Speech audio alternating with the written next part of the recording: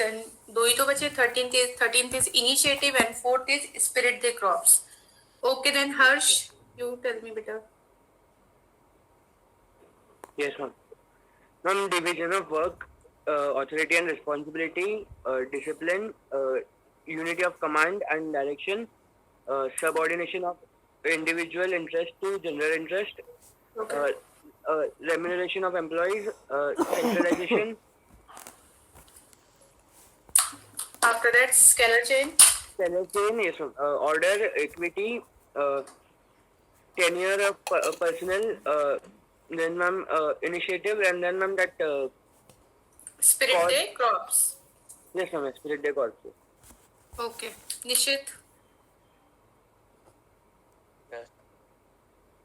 Division of work, authority and responsibility, discipline, unity of command, unity of direction, subordination of individual interest to General individual interest to general interest, remuneration of employees, centralization, decentralization, Scalar chain. scalar chain, order, equity, or stability of personnel, or split the crop. Initiative or split. Initiative then spirit the crops. Okay. चलो. प्रियांश, आपको बोलना है बेटा? Yes, ma'am. बोले. Division of work, authority and responsibility, discipline, Yes. unity of command, unity of direction, subordination of individual interest to general interest, remuneration of employees, centralization and decentralization, scalar chain, Then scalar chain, yes. order, equity, stability of personnel, initiative, or e-spread the crops. The crop. चलो, very good. So these are your 14th principle. इसके बाद हम economics कर रहे थे. Indian economy में जो हमारा फर्स्ट यूनिट है उसी को हमने कुछ स्टडी किया था इसके बारे में.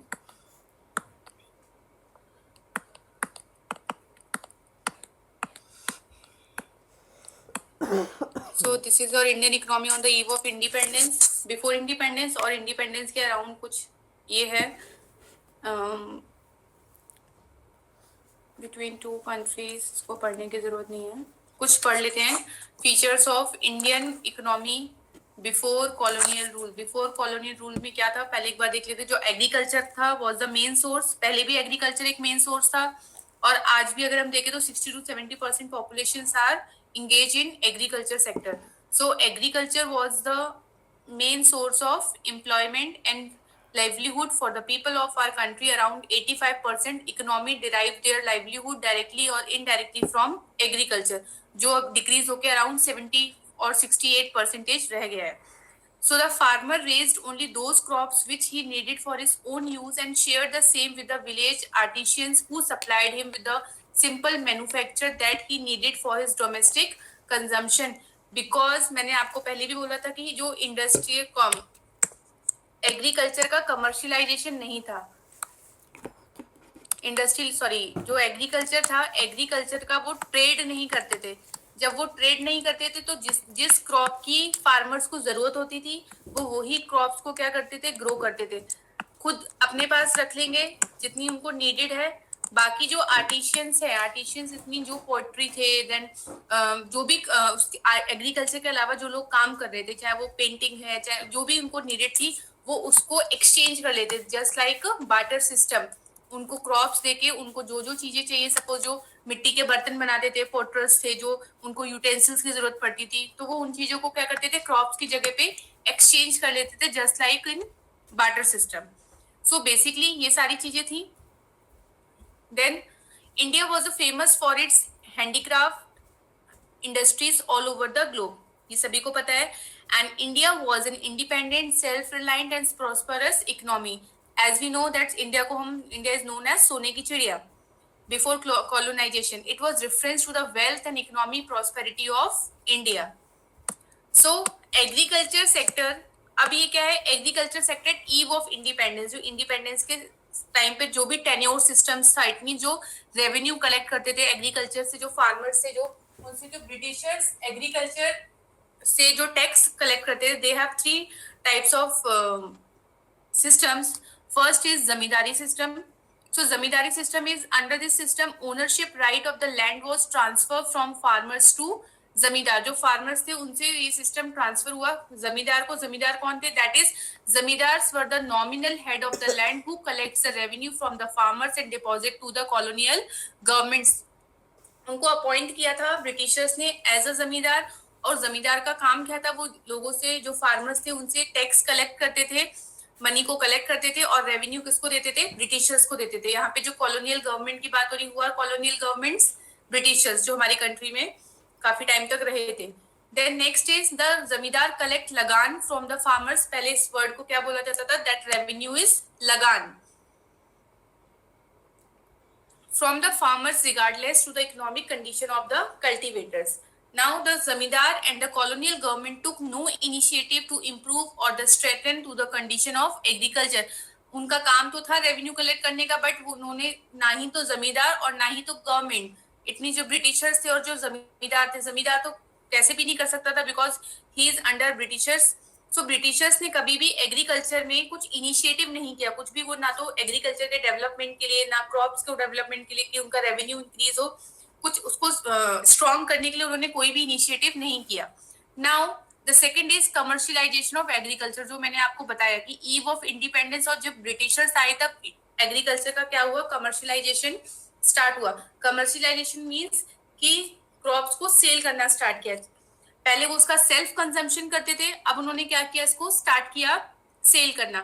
सो it refers to the production of crops for sale rather than for self consumption. अब उन्होंने उसका सेल्फ कंजम्पशन बंद करके इसको सेल करना स्टार्ट किया बिकॉज ऑफ द रेवेन्यू, कि ज्यादा से ज्यादा रेवेन्यू हमारे पास आए.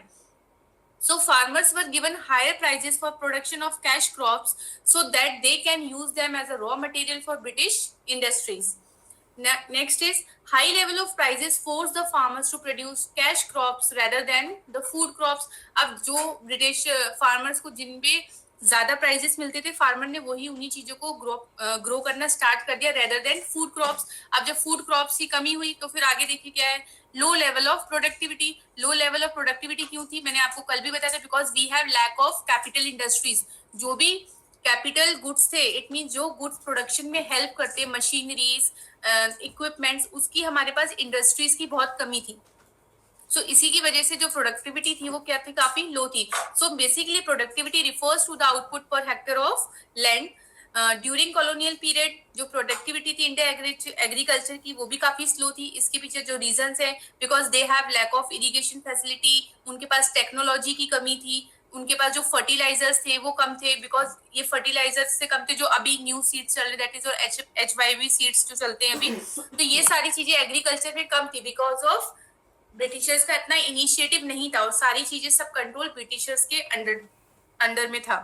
So that is the main reason of low level of productivity. कि lack of irrigation facilities, low level of technology, negligible use of fertilizers. So next is high degree of uncertainty. क्यों था? Because of उनके पास इतना irrigation और इन चीजों का source नहीं था, तो they are fully depend on the rainfalls. So that is good rainfall implied good output, whereas poor rainfall will result in low level of output because they have lack in irrigation facilities, they don't have technology. So the agriculture is fully depend on the rainfall. If the rainfall was high तो उनका good भी बहुत अच्छा होगा, और इसी का उल्टा अगर रेनफॉल अच्छा नहीं हुआ तो उनका जो प्रोडक्ट ग्रोथ थी वो ऑटोमेटिक कम हो जाती थी. इसके बाद क्या हुआ? इसके बाद ये तो हमने देखा एग्रीकल्चर का आप लोगों को समझ में आया क्या क्या हुआ. कमर्शियलाइजेशन ऑफ एग्रीकल्चर हुआ. कमर्शियलाइजेशन ऑफ एग्रीकल्चर से पहले जमींदारी सिस्टम था. हुआ जमींदार पर्टिकुलर एक हेड था जिसका काम क्या था? Who collect the revenue from the farmers and deposited to the British government. Clear यहाँ तक? Then commercialization of agriculture and low level of productivity. And the reason of low level of productivity is because we have lack of irrigation facilities on that time, low level of technology and the low level of fertilizers. यहाँ तक किसी को कुछ doubt है?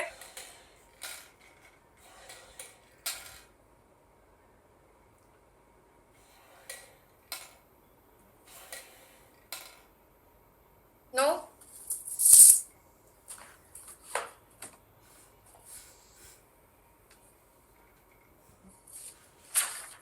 No, ma'am. Okay, सो अगर आपके पास question आता है कि what are the main causes of India's agriculture stagnation during the colonial period, क्या क्या कमियां थी ब्रिटिश पीरियड के टाइम पे, तो आप क्या क्या बता सकते हैं? तो that are all the reasons. First is कि the land revenue system.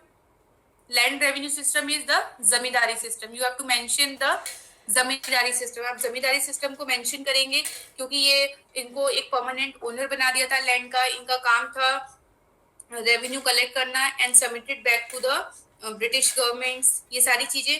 Then lack of resources. Your second point is lack of resources. Lack of resources में आप you can write the low level of technology, low level of irrigation facilities.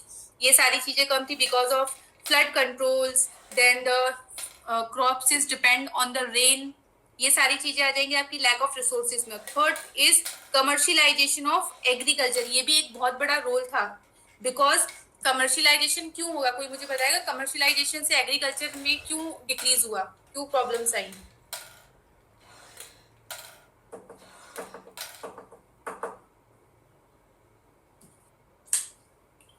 बता सकता है कोई?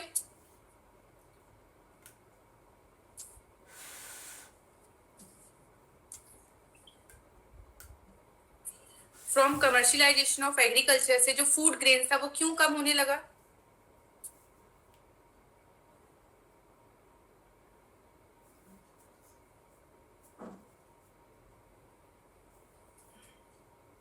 Tell me.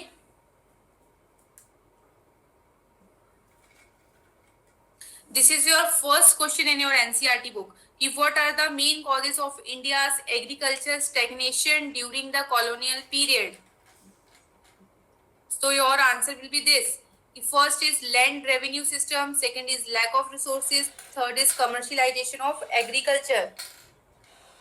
These are the reasons. Commercialization of agriculture क्यों problem कर रहा था? Because जो commercialization of agriculture था यहाँ पे जो उनका cash crops, they are growing more and more cash crops because of higher prices. अब cash crops क्या है? They are the example like cotton, jute and indigo. क्योंकि उनको जिस चीज में ज्यादा रेवेन्यू मिल रहा था ब्रिटिशर्स ने वही चीजें ज्यादा डिमांड की, तो फार्मर ने हाई प्राइसेस वाले प्रोडक्शंस को ग्रो करना ज्यादा स्टार्ट किया rather than their food crops. तो जो high level of prices force the farmer to produce cash crops rather than the food crops. तो उन्होंने जो हाई लेवल ऑफ प्राइसेस थी वो फार्मर को फोर्स किया कि वो कैश क्रॉप्स को ज्यादा ग्रो करे रेदर देन फूड क्रॉप्स. इसीलिए कमर्शियलाइजेशन ऑफ एग्रीकल्चर वो अच्छा नहीं था बिकॉज कि जो ब्रिटिशर्स ने फोर्स किया था कि कैश क्रॉप को ग्रो करना है. अगर वो वहीं पे फूड क्रॉप्स को भी सेल कर रहे होते तो आज हमारी पोजीशन काफी अच्छी होती, जैसे कि अभी फार्मर्स अपनी क्रॉप्स को क्या करते हैं, सेल करते हैं. तो commercialization of agriculture, lack of resources and third is land revenue system. Clear? If you want to write मैं आपको कुछ हेडिंग्स लिखवा देती हूँ. This is your first question from NCERT.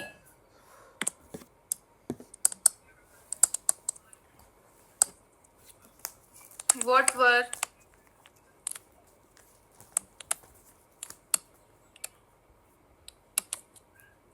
I think, मतलब मुझे ये नंबर नहीं पता है कौन से नंबर का क्वेश्चन है, बट ये एनसीईआरटी का क्वेश्चन है. एक चैप्टर में नंबर एक बार आप चेक कर लेना कौन सा है. जस्ट अ मिनट में आपको पेज नंबर बता देती हूँ.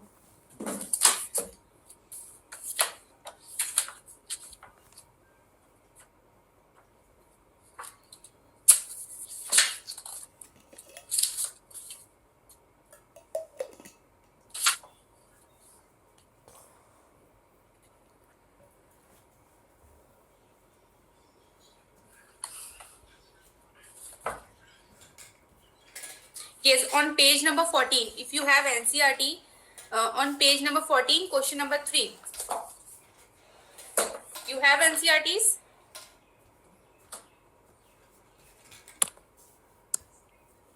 No, ma'am. No. Okay, NCERT का ये question number 3 है. So refreshers तो होंगी ना, आप किससे पढ़ रहे हैं इंडियन इकोनॉमी? मैम वीके ओरी. वीके ओरी से, तो वीके ओरी में चेक कर लेना. वीके ओरी में आपको सॉल्यूशन भी दे रखा होगा. So what were the main causes of Indians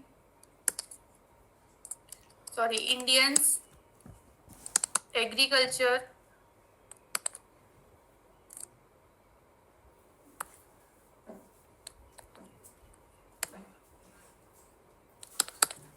stagnation during the colonial government.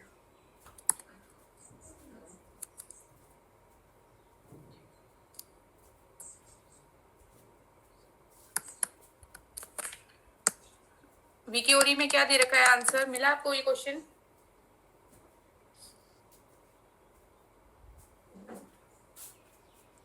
No, first unit में बेटा होगा, इसको चेक करो. द डेवलपमेंट एक्सपीरियंस लिखा हुआ ना, development experience in 1947 to 90. So land, this is your land revenue system. First आ जाएगा आपका first point. Second point is your lack of resources, and third is commercialization of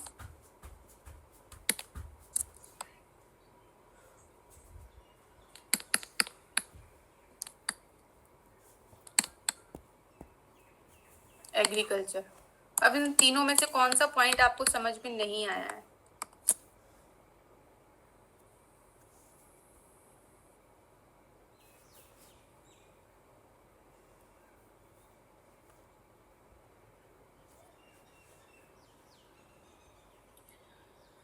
बताइए, किसी कोई भी है जिसको तीनों में से कुछ समझ में ना आया हो?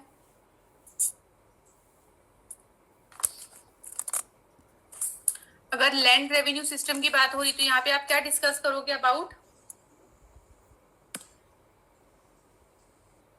Tell me.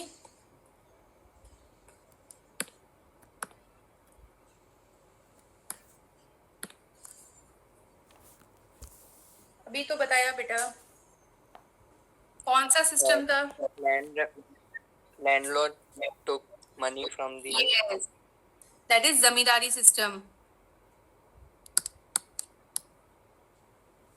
अब जो जमींदारी सिस्टम था, बेसिकली जमींदारी सिस्टम में क्या था, इनका जो इनको क्या बोला जाता था? They are the permanent owners. They are permanent owner of land. अब इनको ब्रिटिशर्स ने बेसिक, अच्छा मैं इसको एक बार इरेज कर देती हूँ, देन आपको वन वन पॉइंट करके समझाती हूँ. देखिए, so first system is land revenue system. इसको हम जमींदारी सिस्टम बोलेंगे. व्हाई? बिकॉज यहाँ पे ब्रिटिशर्स ने, कॉलोनियल गवर्नमेंट ने एक अपॉइंट किया था पर हेड, हर जमीन के लिए एक हेड रिकॉग्नाइज किया गया था. इनका काम क्या था? दे हैव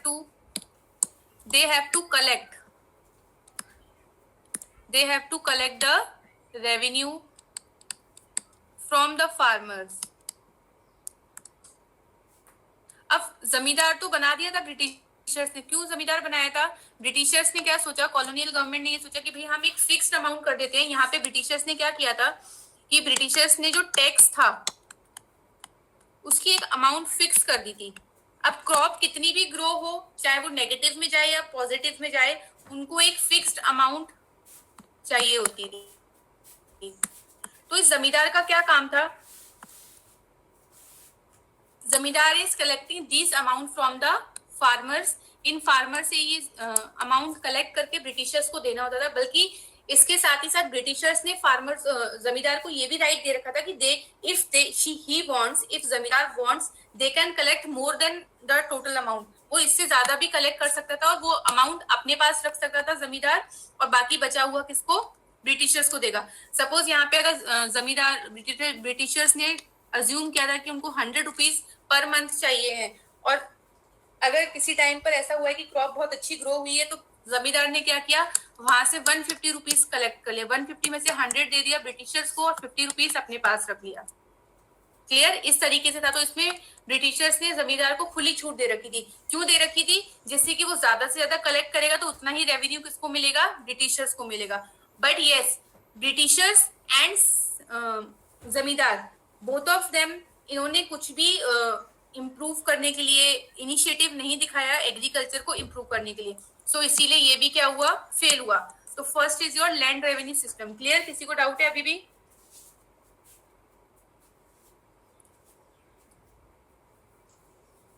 क्लियर बेटा? First point land revenue system. Now the second is lack of resources. Lack of resources तो आई थिंक मुझे लगता नहीं समझाने की नीडेड है। लैक ऑफ रिसोर्सेज में you can write lack of irrigation facilities. ये जो थर्ड पॉइंट आपको दिख रहा है लो लेवल ऑफ प्रोडक्टिविटी, ये आपका सारा पॉइंट आ जाएगा लैक ऑफ रिसोर्सेज के अंदर। Because why we have lack of resources? क्योंकि जो प्रोडक्टिविटी था इंडियन एग्रीकल्चर का वो काफी स्लो था ड्यूरिंग कॉलोनियल पीरियड। रीजंस क्यों थे? Because we have lack of irrigation facility, low level of technology and lack of fertilizers. Then third you have to write commercialization of agriculture. कुछ भी आप इन चारों में से कोई भी 2 या 3 पॉइंट अकॉर्डिंग टू मार्क्स लिख सकते हैं। So this is your the condition of agriculture during colonial period. Clear?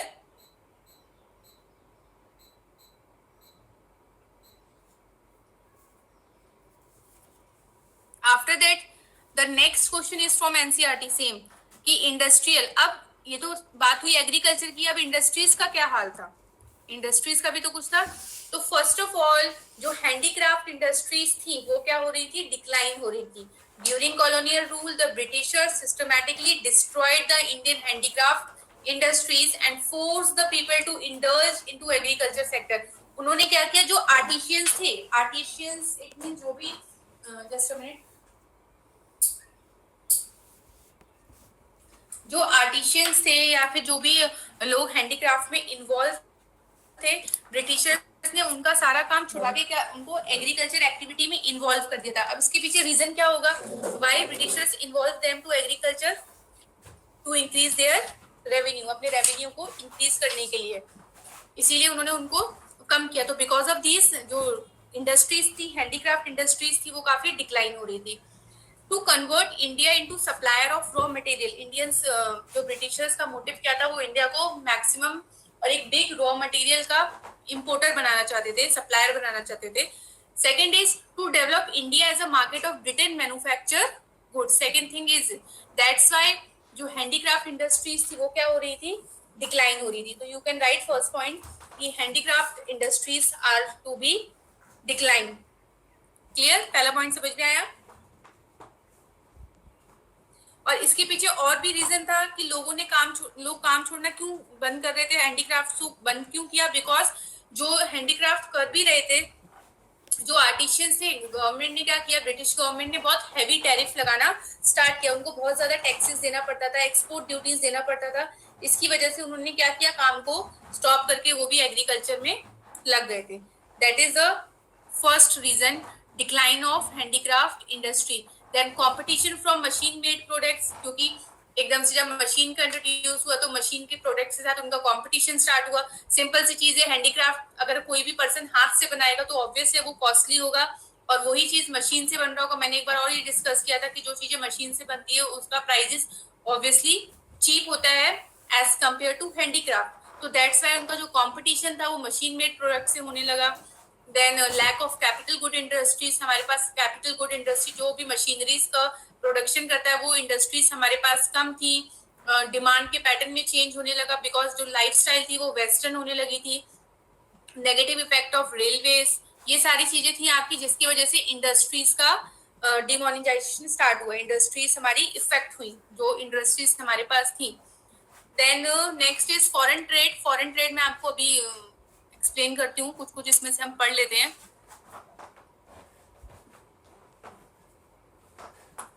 What is demographic condition पढ़ लेते हैं कि what are the demographic condition, कि हमारी कंट्री की डेमोग्राफिक कंडीशंस कैसी थी। First of all we have high birth rate and death rate.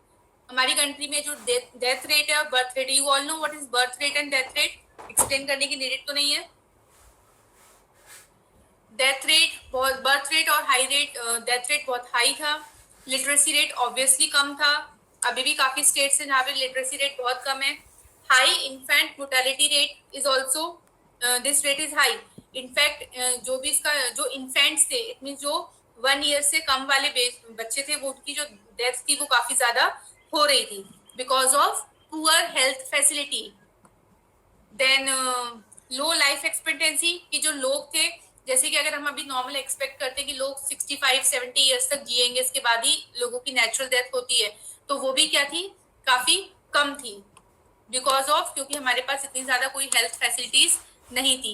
ये चीजें आपकी आ जाएंगी डेमोग्राफिक कंडीशन में। अगर क्वेश्चन आपसे पूछा जाता है what are the demographic condition of Indian in eve of independence, before independence, in colonial period, तो आपको ये सारी चीजें मेंशन करनी है कि high birth rate and death rate, then low literacy rate, high infant mortality rate, poor health facilities, low life expectancy. इसमें किसी को भी डाउट है 5 पॉइंट्स में? कोई भी पॉइंट समझ में ना आया हो?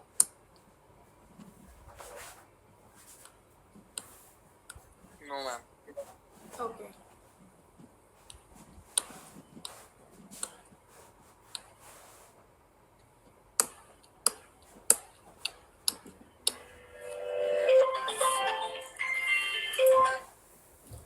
so these are the questions. You can take screenshot. Long answer type questions, 3 to 6 marks के हैं ये, then 1 marks question. इनका स्क्रीनशॉट ले लो और ये आंसर्स ट्राई करो नोटबुक में लिखने की, ठीक है?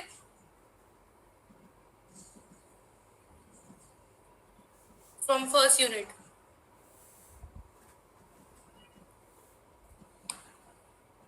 डन? No, ma'am. स्क्रीन बड़ी कर देती हूँ, 2 बार में ले लेना, ठीक है? क्लियर दिखेगा। क्लियर?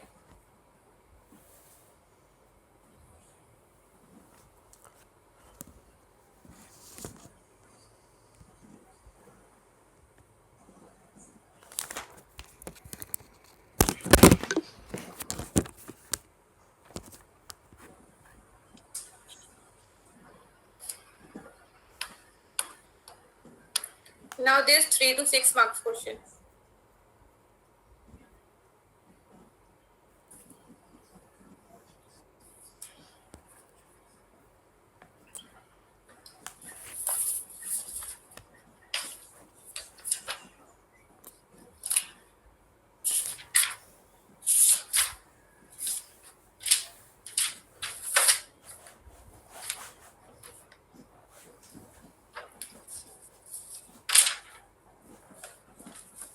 डन बेटा?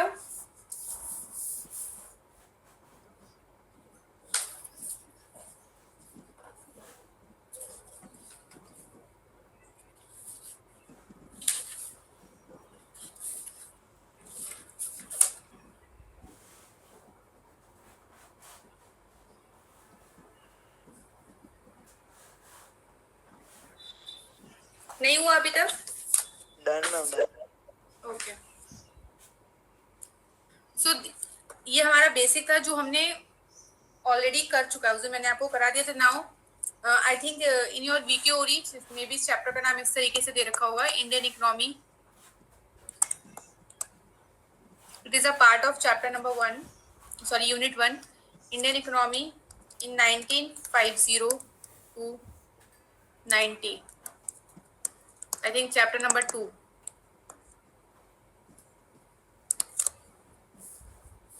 है ऐसा कुछ वीकेओरी में? एक्चुअली माय वीकेओरी is with my some students, उनके पास है, इसीलिए मेरे पास बुक नहीं है अभी।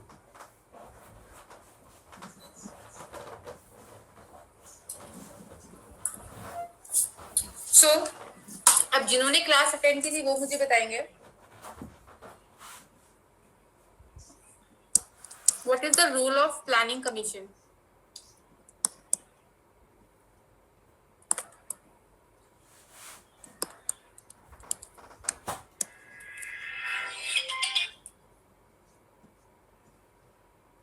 Yes, what is the role of planning commission?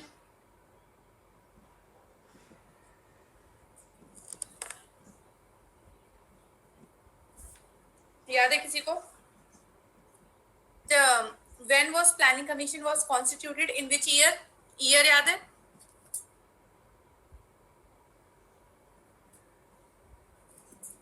Ma'am. 1951. 1951.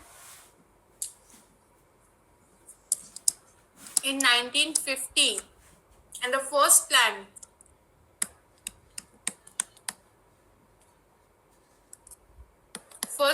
was on 1951.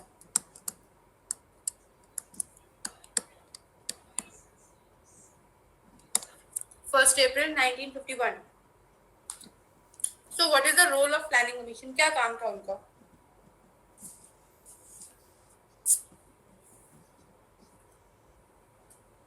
What they do?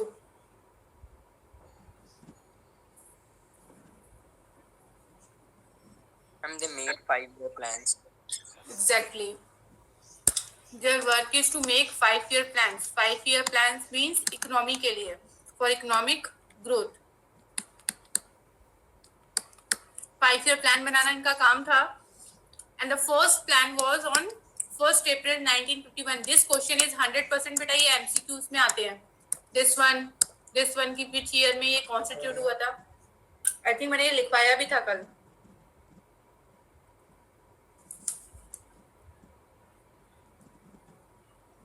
अगर बुक में दे रखा है तो उसको अंडरलाइन करो, नहीं दिख रहा है तो उसको टॉप पर कहीं लिख लो पेज पर.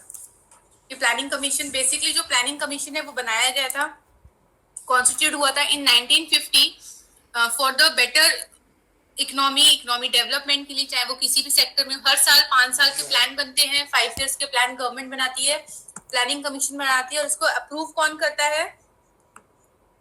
इसको अप्रूव करती है NDC. What is the full form of NDC? National development council.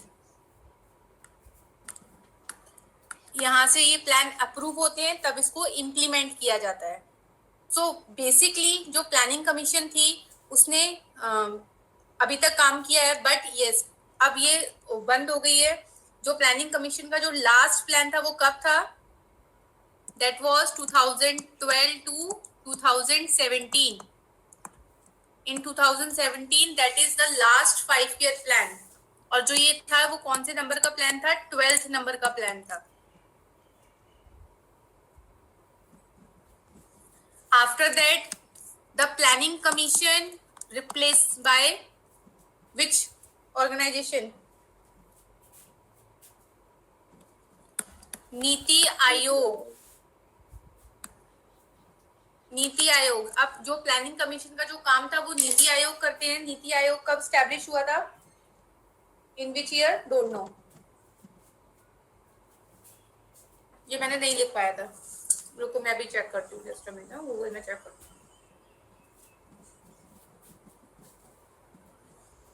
I think 16 में होगा या 17 में.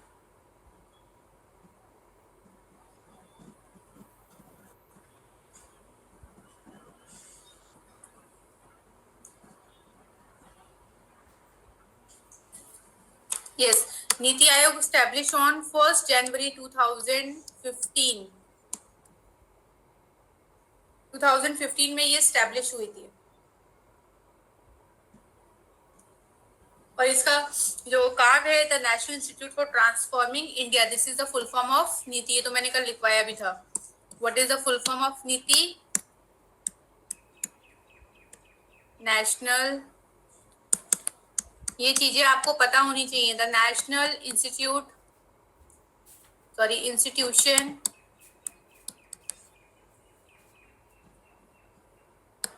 For transforming India. This is the full form of Niti Aayog. Establishment year is 1st January 2015. Clear?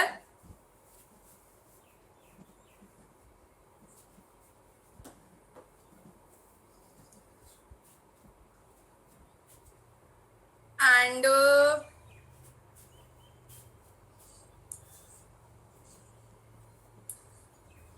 CEO of, ये तो just for your general knowledge, ये questions में कभी नहीं पूछा जाता है, but for your general knowledge CEO is mister Amitabh. तो आप अमिताभ बच्चन से याद रख सकते हैं. मिस्टर अमिताभ कांत CEO, और वो एक IAS है.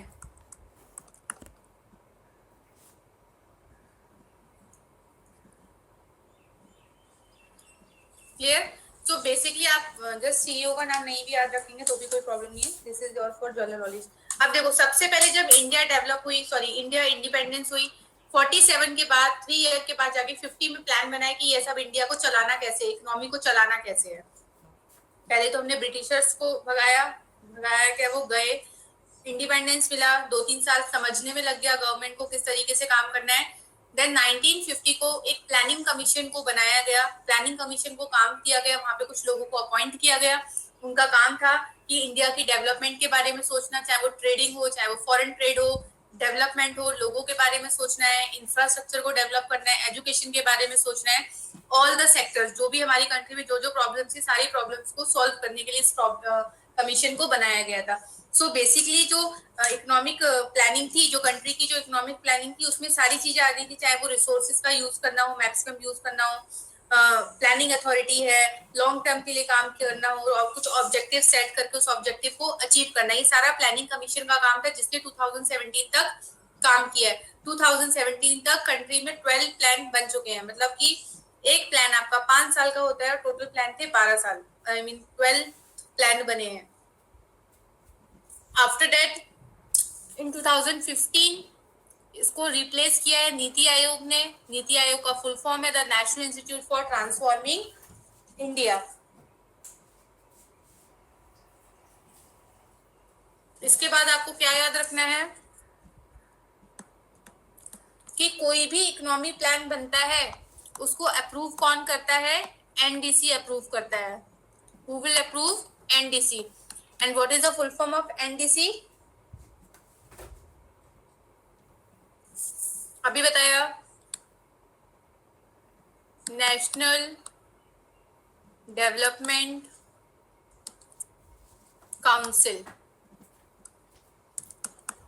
क्लियर? ये अप्रूव करते हैं, और जो इनका इस ऑर्गेनाइजेशन का जो कॉन्स्टिट्यूट हुआ था वो 6 अगस्त 1952। क्लियर? सो ये बेसिक कुछ हिस्ट्री एंड प्रेजेंट के साथ में इतनी चेंजेस आए थे जो हमारी इकोनॉमी को क्रिएट करने में हेल्प कर रहे हैं। क्लियर? यहां तक कुछ प्रॉब्लम है?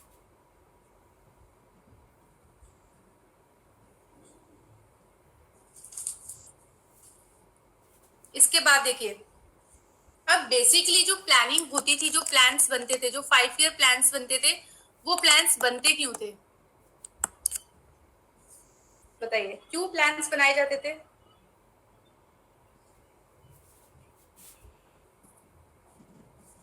सबसे बेसिक मोटिव क्या था इनका?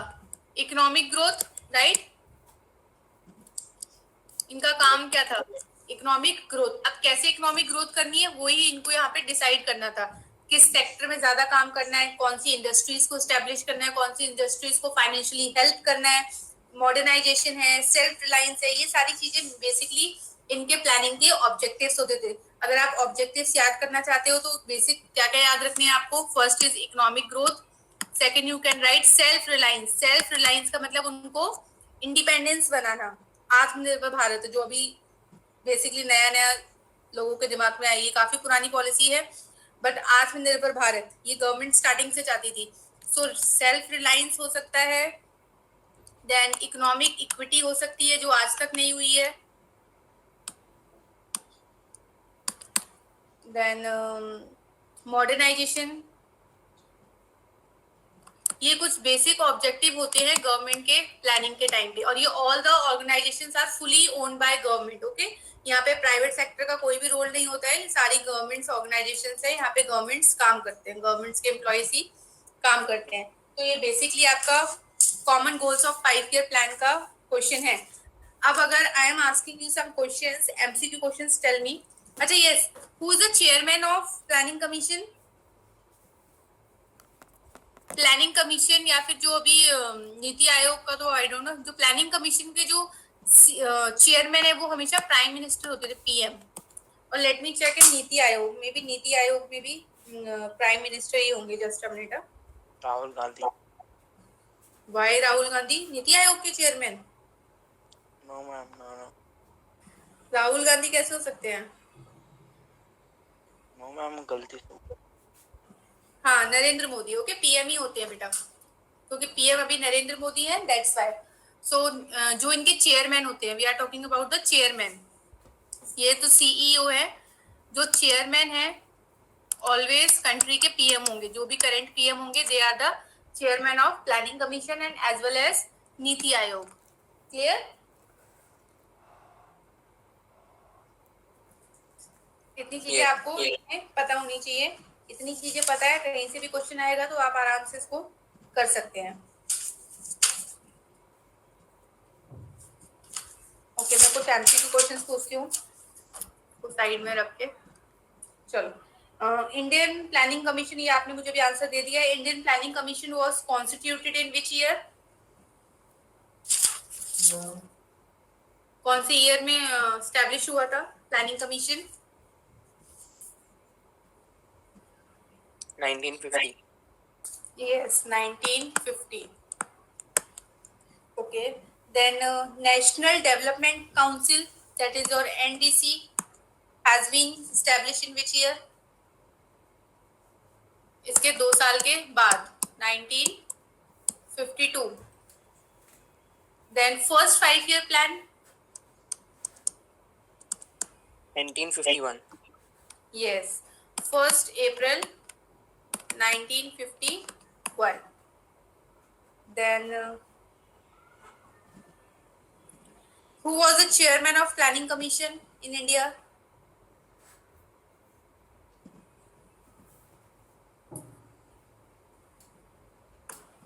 Who was the chairman?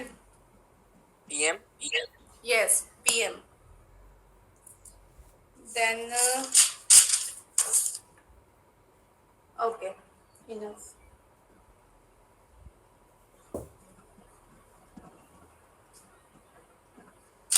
चलो ठीक है, ये तो बेसिक हो गया आपका चैप्टर के बारे में। थोड़ा सा और डिटेल में पढ़ते हैं। देखो, बेसिकली जो इकोनॉमी है, ये तो सब था कि इकोनॉमी को ग्रोथ कैसे करता है। अभी जो इकोनॉमी हमारी चलती है, कहाँ गया economy? Yes,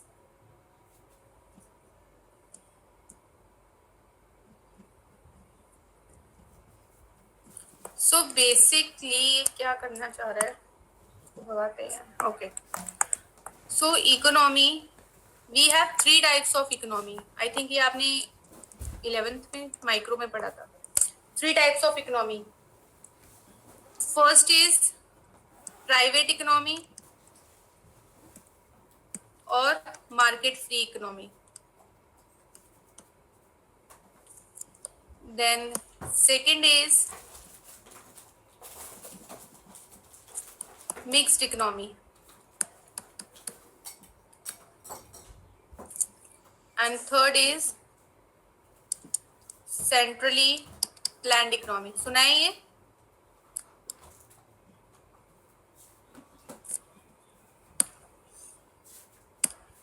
Yes or no? किसी भी कंट्री में इन तीनों इकोनॉमी के अलावा कोई और इकोनॉमी फॉलो नहीं होती। इनमें से कोई भी एक इकोनॉमी कंट्री, हर कंट्री फॉलो करती है। नहीं सुना है अभी तक? याद नहीं है?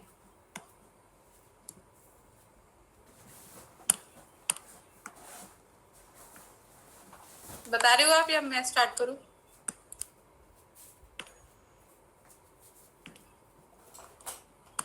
नहीं याद।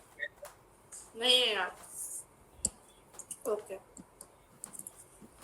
So first is your private economy. Private economy या मार्केट इकोनॉमी एक ऐसी इकोनॉमी होती है जहां पे फुली कंट्रोल किसका होगा? प्राइवेट सेक्टर का। It means production, sales, price setting, their goals, ये सब कौन डिसाइड करेगा? मार्केट डिसाइड करेगा, प्राइवेट सेक्टर्स डिसाइड करेंगे। यहाँ पे गवर्नमेंट का कोई भी रोल नहीं होता है। सेंट्रली प्लान्ड इकोनॉमी क्या हुई? जहां पे फुली कंट्रोल किसका होगा? गवर्नमेंट का। क्या प्रोडक्शन होना है, कितना प्रोडक्शन होना है, कितना प्राइस सेट करना है, किसके साथ ट्रेड करना है, परमिशन लेना है, हर चीज के लिए परमिशन चाहिए, बिना परमिशन के आप कुछ काम नहीं कर सकते हो। इस टाइप की इकोनॉमी आपकी है सेंट्रली प्लान्ड इकोनॉमी, जहाँ पे आप गवर्नमेंट के इन्वॉल्वमेंट के बिना कोई भी काम नहीं कर सकते हो। एंड मिक्स्ड इकोनॉमी क्या हुई, ये पार्शली काम करती है। अब पार्शली काम करती है इट मीन्स यहाँ पे गवर्नमेंट का भी रोल है एंड प्राइवेट सेक्टर का भी रोल है। प्राइवेट के पास भी कुछ राइट्स है और गवर्नमेंट के पास भी राइट्स है। तो आप मुझे बता सकते हो इंडिया में कौन सी इकोनॉमी फॉलो होती है?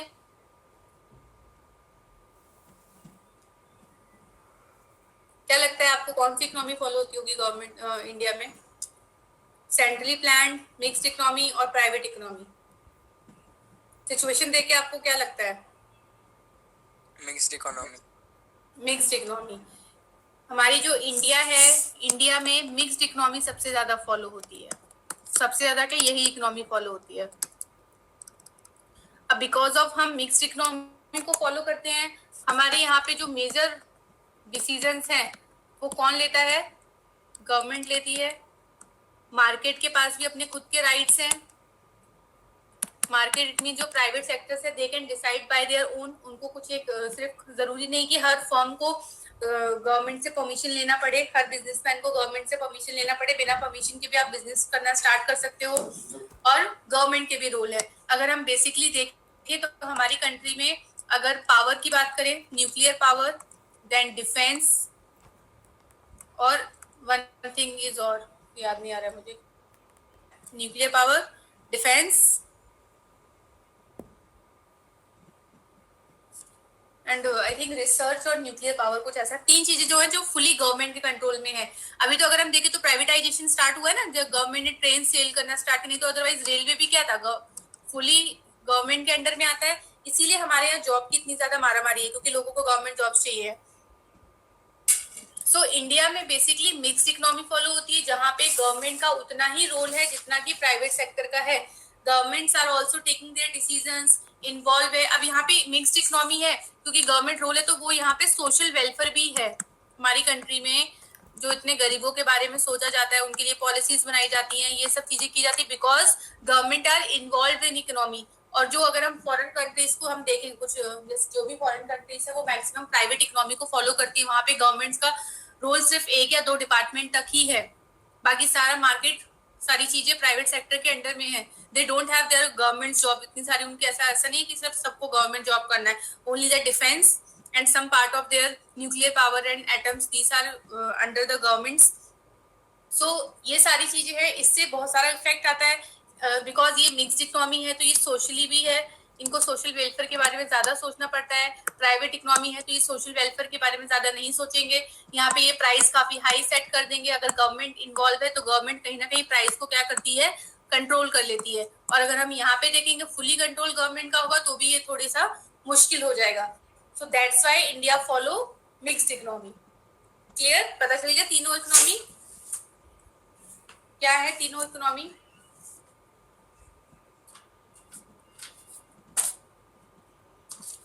Yes, ma'am. Okay. So next is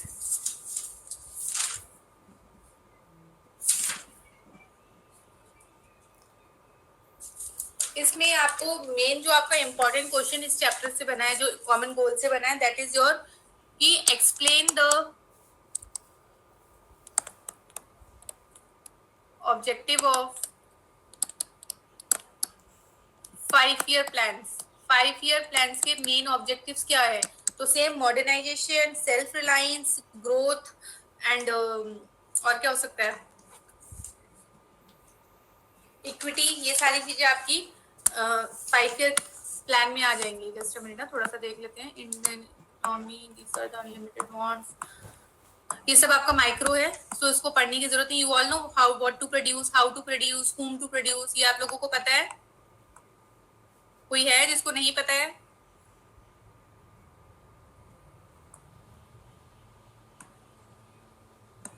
These are the 3 central problems of an economy, right?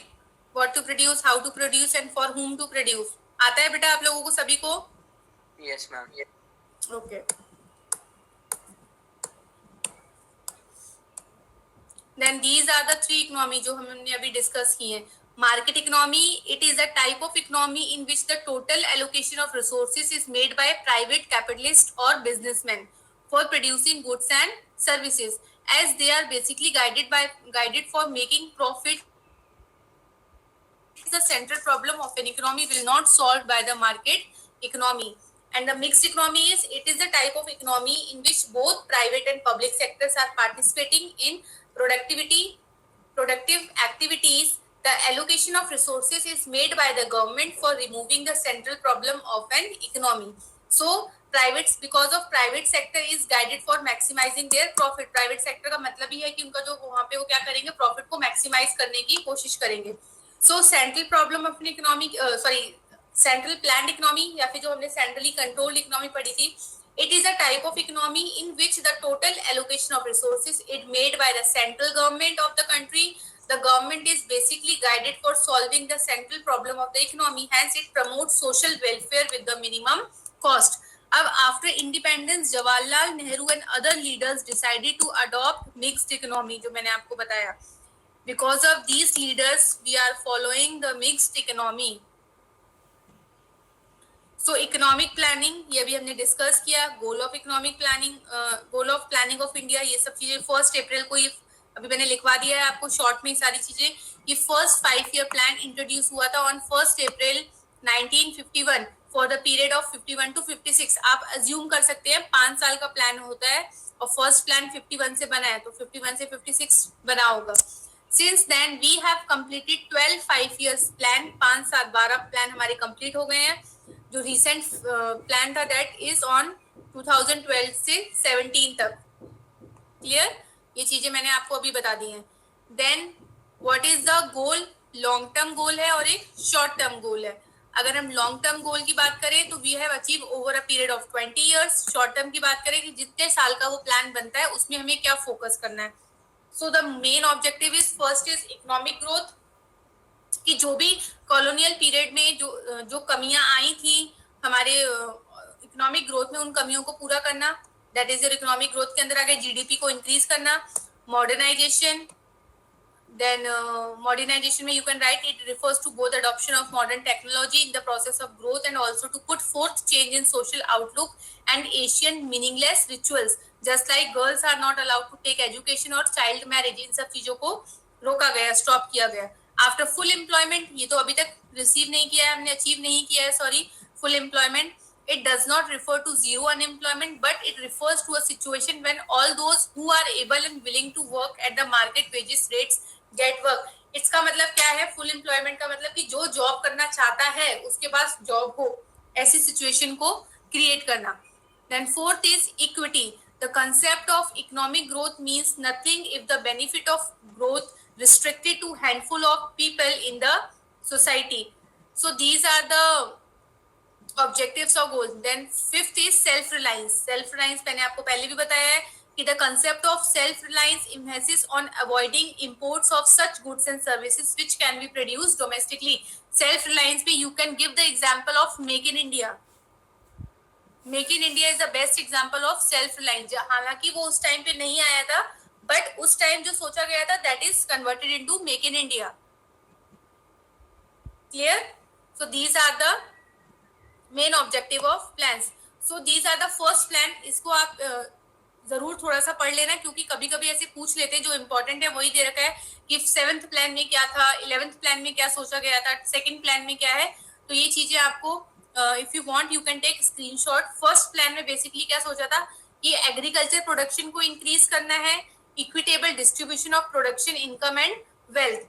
ये चीजें आपकी फर्स्ट प्लान में डिसाइड की गई थी. देन इंक्रीज सेकंड प्लान जो 1956 से 1961 तक था, इसमें increase in industrial production, development of heavy industries, क्योंकि हमारे पास कैपिटल इंडस्ट्रीज की बहुत कमी थी.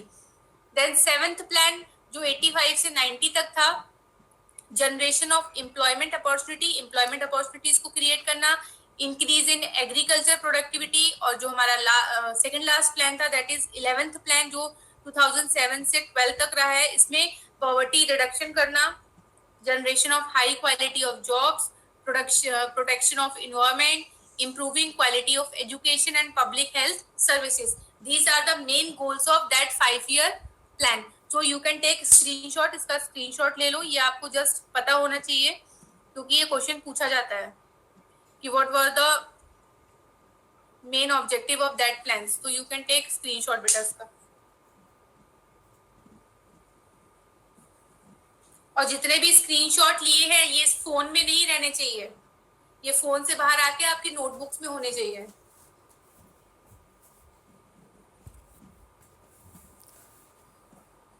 क्योंकि जब भी हम अब सिलेबस कंप्लीट होने के बाद जब रिवीजन करेंगे तो आपके पास वो नोट्स होने चाहिए.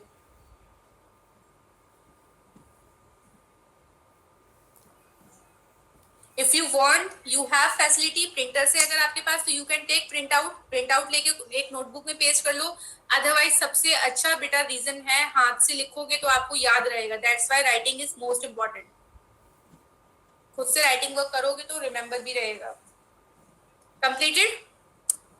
आई मीन ले लिया screenshot?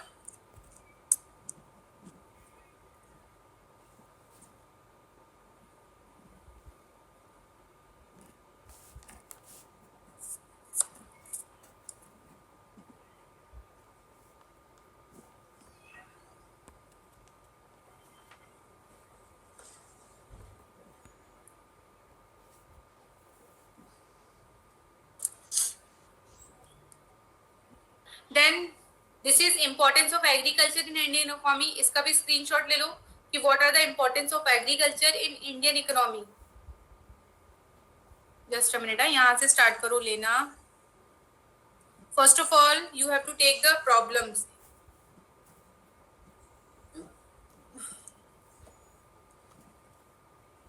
This one, importance of agriculture in Indian economy.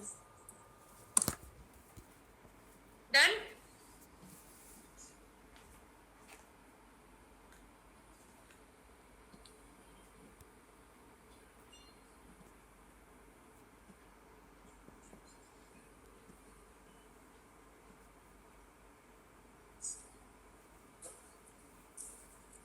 Yes or no बेटा? Done? Yes, ma'am. Okay. So अभी हमने जितना भी पढ़ा दैट इज बिफोर 1990. इंडिपेंडेंस के बाद, ड्यूरिंग कॉलोनियल पीरियड, इंडिपेंडेंस के बाद क्या क्या चेंजेस हुए, क्या प्लान्स बने, कौन से इंस्टीट्यूट को बनाया गया, ये सारी चीजें थी 1990 से पहले तक. ये सब चेंज किया गया. बट जितनी भी प्लानिंग हुई थी वो सब फेल हो रही थी. इकोनॉमिक ग्रोथ इतनी ज्यादा अचीव उन्होंने नहीं कर पाई. तो फिर गवर्नमेंट को क्या करना पड़ा, यूएस ने और काफी सारी जो फॉरेन कंट्रीज थी, बिकॉज जो इंडिया जो गवर्नमेंट थी उस ड्यूरेशन उन्होंने इतना सारा लोन ले लिया था फॉरेन कंट्रीज के साथ.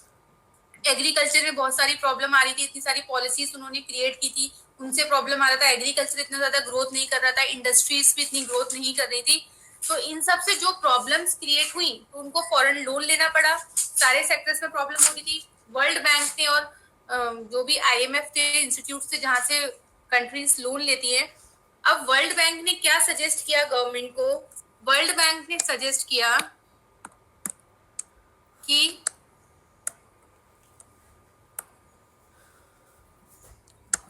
वर्ल्ड बैंक ने बोला you have to introduce the LPG policies. आपको क्या इंट्रोड्यूस करना पड़ेगा अपनी कंट्री में? LPG पॉलिसीज को इंट्रोड्यूस करना पड़ेगा. उसकी वजह से क्या होगा, आपकी इकोनॉमी बहुत जल्दी ग्रोथ करेगी, पैसा आएगा, क्योंकि हम बार बार आपको लोन इतना नहीं दे सकते हैं. आपके पास ऑलरेडी आपने इतना सारा लोन ले रखा है. तो इन 1991 गवर्नमेंट ने क्या किया, LPG पॉलिसीज को इंट्रोड्यूस किया. And this is very important. So जब LPG पॉलिसीज इंट्रोड्यूस हुई, first of all what is LPG policies? L is for liberalization, P is for privatization, and G is for globalization. LPG cylinder नहीं है ये, ठीक है? So LPG gas से भी याद रख सकते हो. But this is liberalization, privatization and globalization. इसको किस नेम से हम जानते हैं? क्वेश्चन में जब भी आता है तो किस नेम से पूछा जाता है? That is your economic reforms. Economic reforms. Reforms का मीन्स क्या होता है? रिफॉर्म, दोबारा से करना, चेंजेस. तो इकोनॉमिक पॉलिसी जो भी बनी थी बिफोर 90 में, जितने भी उन्होंने प्लान्स बनाए, हर जगह चीजों को चेंज करने की कोशिश की, but because of trade policies बनाई वो भी अच्छे से नहीं फुलफिल हो पा रही थी। इंडस्ट्रीज भी डिक्लाइन हो रहे थे, एग्रीकल्चर में भी इतना ज्यादा प्रॉफिट नहीं हो रहा था। जो 5 ईयर प्लान्स बनाए थे वो भी चल रहे थे, बट इतना प्रॉपरली काम, क्योंकि उनके पास लिमिटेशंस थी, उतने अच्छे से ब्रॉडली काम नहीं कर पा रहे थे। तो इन सबको देखते हुए इकोनॉमिक पॉलिसीज में रिफॉर्म लाया गया। कब रिफॉर्म लाया गया? 1991 में। So that reform is known as LPG policies, which is liberalization, privatization and globalization. Clear? यहाँ तक समझ में आया कि in 1991 there is a economic reforms which is known as LPG. Clear? एक स्टोरी की तरह बिल्कुल समझेंगे, कंफ्यूज नहीं होना है, ठीक है। 90 तक हमें पता चल गया कि क्या क्या चीजें हुई थी। एग्रीकल्चर सेक्टर में हमने देख लिया, इंडस्ट्रियल सेक्टर देख लिया, फॉरेन ट्रेड देख लिया, डेमोग्राफिक कंडीशन देखी जहाँ पे हाई बर्थ रेट था, लो IMF रेट, जो इन्फेंट मोर्टेलिटी रेट था वो काफी ज्यादा था, लिटरेसी रेट बहुत कम था। ये डेमोग्राफिक देखा, ऑक्यूपेशनल स्ट्रक्चर देखा, लोगों के पास जॉब नहीं थी अच्छी सी, इंफ्रास्ट्रक्चर अच्छा नहीं था, ये सब चीजों में कमियां थी। अब इन 1991 क्या किया गया? गवर्नमेंट ने क्या सोचा कि जब सजेशन ऑफ वर्ल्ड बैंक ने सजेशन दिया, को देखते हैं हम नीचे।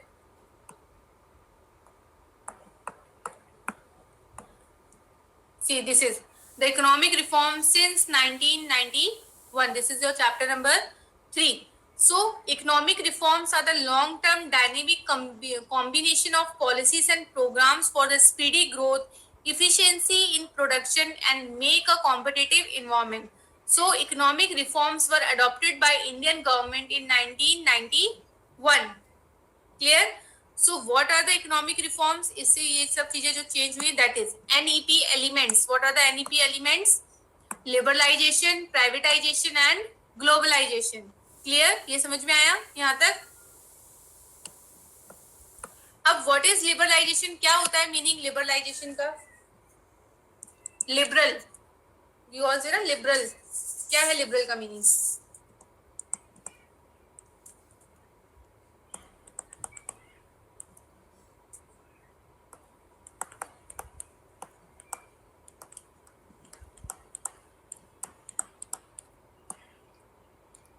What is the meaning of liberalization? Liberal का मीनिंग नहीं पता है किसी को भी?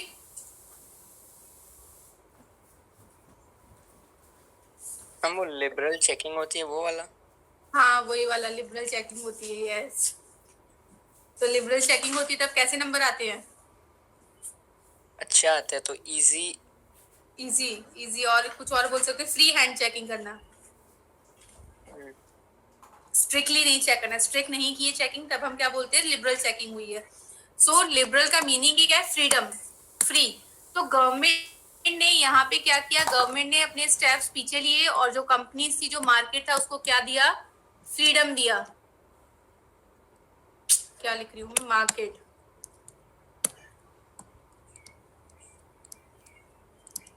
मार्केट को कुछ फ्रीडम्स मिली। क्या फ्रीडम्स मिली? टू टेकन हिज डिसीजंस, चाहे वो एक्सपोर्ट इंपोर्ट थे, लाइसेंस, ये सबको, सबसे मेन चीज, पहले हर चीज के लिए लाइसेंस चाहिए था, गवर्नमेंट की परमिशन चाहिए थी। गवर्नमेंट ने लाइसेंसिंग प्रोसेस को क्या किया? कम किया। जो पॉलिसीज थी, जो फिस्कल पॉलिसीज थी related to export and import, related to foreign trade policies, उन पॉलिसीज को क्या किया? इजी किया। कुछ पॉलिसीज बंद कर दी। जो रेट थे, टैरिफ रेट थे, जो टैक्सेस थे, टैक्सेस को क्या किया? हटा दिया, कम किया। बिकॉज ऑफ ये हैवी टैक्सेस लोग फॉरेन ट्रेड नहीं कर रहे थे, तो गवर्नमेंट ने कुछ स्टेप्स पीछे लेके फ्रीडम दी। किसको? मार्केट को, जो वहां पे जितने भी बिजनेसमैन थे। क्लियर? समझ में आया लिबरलाइजेशन का मीनिंग क्या हुआ? लिबरलाइजेशन का मीनिंग हुआ कि चाहे वो फाइनेंशियल सेक्टर रिफॉर्म हुआ, इंडस्ट्रियल सेक्टर रिफॉर्म हुआ, सारे लोगों को क्या दिया? थोड़ी सी पावर मिली। तो देखो, the removal of entry and growth restriction on private sector, जो प्राइवेट सेक्टर पे एंट्री एंड ग्रोथ रिस्ट्रिक्शन थी मार्केट में आने की, बिजनेस स्टार्ट करने की, वो गवर्नमेंट ने क्या की? रिमूव की। जिनको हम बोलते हैं ट्रेड बैरियर्स गवर्नमेंट ने हटाए लिबरलाइजेशन से। तो the trade barrier is your keyword. कैसे याद रखोगे? ट्रेड बैरियर से याद रखना कि ट्रेड बैरियर्स गवर्नमेंट ने रिमूव किए। और इसको हम बोलते हैं लिबरलाइजेशन। बट बिफोर 91 क्या था, गवर्नमेंट्स ने बहुत सारी रिस्ट्रिक्शंस लगा रखी थी प्राइवेट इंटरप्राइजेस पे। उनको काम करने के लिए, उनको एक बिग प्रोजेक्ट करने के लिए काफी सारी गवर्नमेंट की परमिशंस लेनी पड़ती थी। अब गवर्नमेंट ने लिबरलाइजेशन किस किस सेक्टर में किया, you can see industrial sector reform हुआ, फाइनेंशियल सेक्टर भी रिफॉर्म हुआ, फिजिकल रिफॉर्म हुआ, फॉरेन एक्सचेंज रिफॉर्म हुआ and trade and investment policies. It means चाहे वो, अब अगर फाइनेंशियल सेक्टर की हम बात करेंगे तो फाइनेंशियल सेक्टर के अंदर all the commercial banks, investment banks, stock exchange, then जो आरबीआई थी, आरबीआई पहले कंट्रोलर थी, आरबीआई सब पर कंट्रोल रखती थी सारे बैंक्स पे, तो आरबीआई ने कंट्रोलर बन के आरबीआई क्या बनी, आरबीआई ने फैसिलिटेट करना स्टार्ट किया, रेगुलेट करना स्टार्ट किया। इट मीन्स वो आरबीआई टोटली बैंक्स की हेल्प के लिए रेडी हुई। ये सारी गवर्नमेंट ने कुछ पॉलिसीज बनाई, तो जब आप याद रखेंगे तो क्या क्या याद रखेंगे लिबरलाइजेशन में, कि इंडस्ट्रियल सेक्टर रिफॉर्म हुआ, इंडस्ट्रियल सेक्टर में चेंजेस हुए, फाइनेंशियल सेक्टर में चेंजेस हुए, फिजिकल रिफॉर्म्स हुए, फॉरेन एक्सचेंज हुआ, then your trade and investment policies. अब इसमें से क्या समझ में नहीं आया है, इंडस्ट्रियल सेक्टर नहीं समझ में आया, फाइनेंशियल नहीं समझ में आया, कुछ भी है ऐसा जो समझ में ना आया हो? टैक्स रिफॉर्म्स हुए, पहले इतने सारे टैक्सेस देने पड़ते थे, फिजिकल पॉलिसीज को रिमूव कर, फिजिकल रिफॉर्म के अंदर आप सारा क्या लिखेंगे, all the types of tax barriers, कि जो भी हमें टैक्सेस देने पड़ते थे, चाहे वो डायरेक्ट टैक्स हो या इनडायरेक्ट टैक्स हो, वो क्या किए, कम किए। इट मीन्स ऐसा किए कि अकॉर्डिंग टू योर प्रॉफिट, आपको अपने प्रॉफिट के, अपनी इनकम के अकॉर्डिंग वो टैक्सेस को पे करना है। तो ये सारी चीजें गवर्नमेंट ने अपने रिस्ट्रिक्शंस को कम किया। रिस्ट्रिक्शन को कम करना is known as liberalisation. Clear? Yes. So you can read this कि फाइनेंशियल सेक्टर में सारे प्राइवेट सेक्टर बैंक्स आ गए, रोल चेंज किया। That I am talking about the changing the role of RBI. RBI पहले क्या थी, the role of RBI is now change from regulator to facilitator. पहले वो कंट्रोलर थी, रेगुलेट करती थी, अब वो क्या बन गई है, फैसिलिटेटर ऑफ फाइनेंशियल सेक्टर। ये सारी चीजें गवर्नमेंट ने कम की। फिजिकल रिफॉर्म में रिडक्शन ऑफ डायरेक्ट टैक्सेस, जो भी डायरेक्ट टैक्सेस उसमें क्या किया, रिडक्शन किया। You all know what is direct और इनडायरेक्ट टैक्स, पता है ना आप लोगों को, डायरेक्ट टैक्स और indirect tax. Now indirect tax आप सिंपल याद रख सकते हैं जीएसटी, और direct tax is your income tax, corporate tax and wealth tax is known as direct tax. Then foreign exchange reform हुए, फॉरेन कंट्री के साथ ट्रेड करना इजी हुआ, फॉरेन एक्सचेंज हो गया, हम इजीली अपने मनी को कन्वर्ट कर सकते थे डॉलर्स में, या डॉलर को हम कन्वर्ट कर सकते थे अपने रुपये से। पहले बहुत सारी रिस्ट्रिक्शंस थी, तो ये सारी रिस्ट्रिक्शन को हटाया is known as liberalisation. Clear?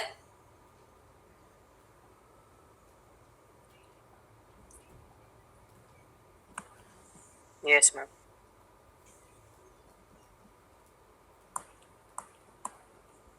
Then the second is privatisation. Privatisation आप सबको पता है क्या करना, चीजों को जो पहले गवर्नमेंट की राइट्स थे, गवर्नमेंट जिनके ओनर थे, उसको धीरे धीरे क्या करना, किसके अंडर में करना, प्राइवेट सेक्टर के।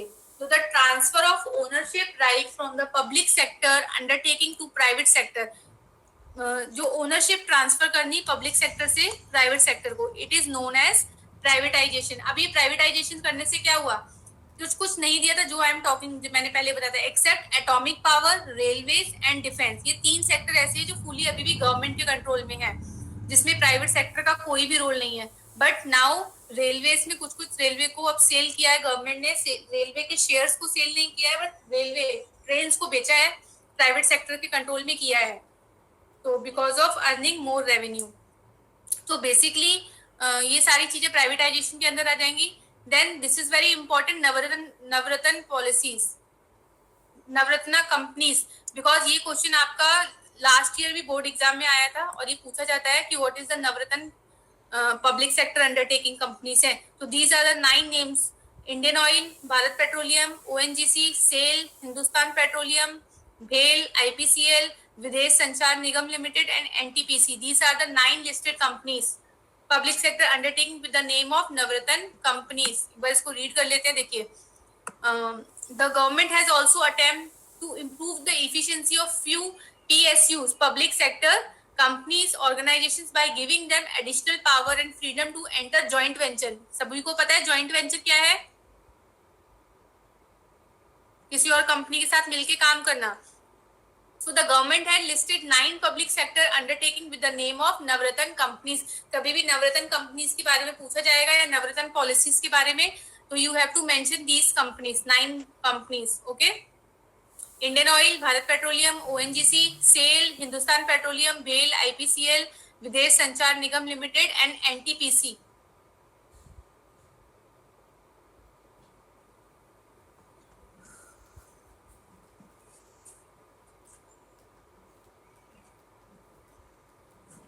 ओके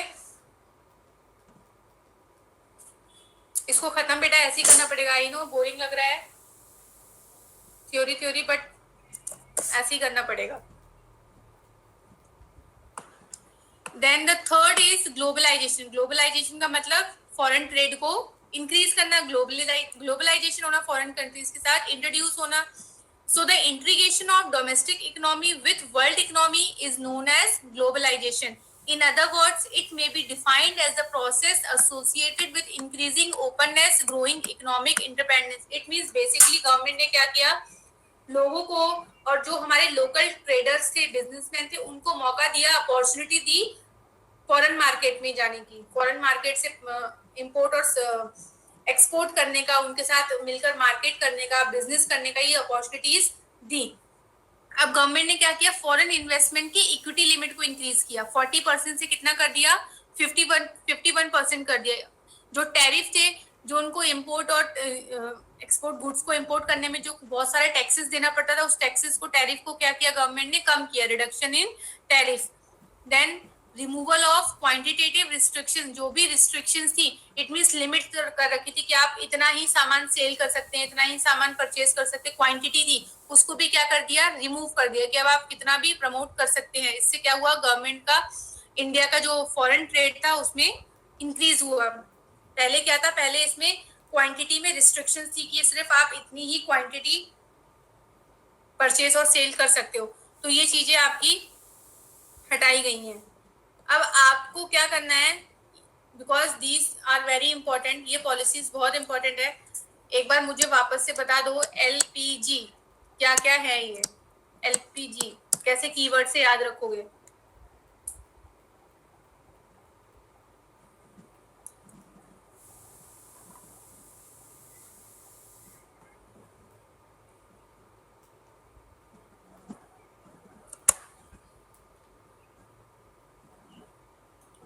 बताओ, चलो लिबरलाइजेशन बताओ. लिबरलाइजेशन का मतलब क्या है, हु विल टेल मी.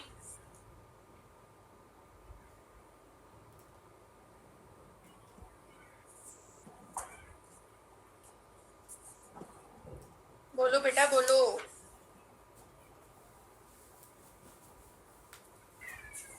अच्छा, ग्लोबलाइजेशन में एक चीज और रहेगी हमारी, FDI, फॉरेन डायरेक्ट इन्वेस्टमेंट. सुना है इसके बारे में.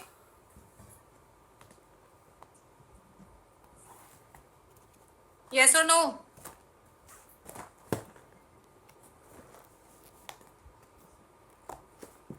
Can you repeat? Foreign direct investment, FDI, in globalization. So what is FDI?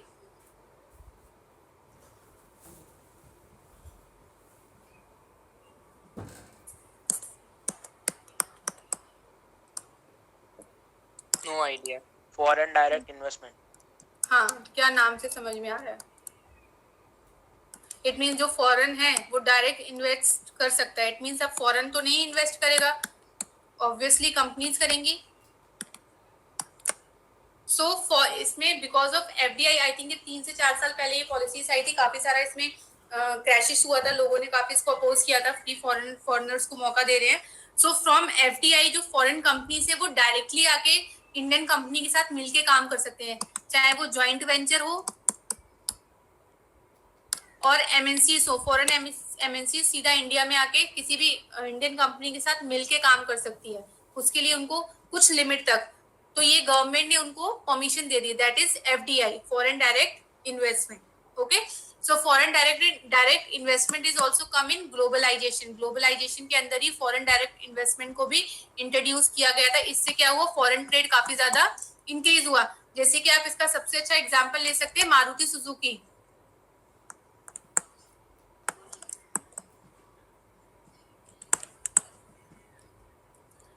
ये क्या एक ज्वाइंट वेंचर ही तो है, ये दोनों कंपनीज क्या है, अलग अलग है। Maruti is Indian company, right, and Suzuki ऐसा करके कुछ है, ये जापानीज कंपनी है।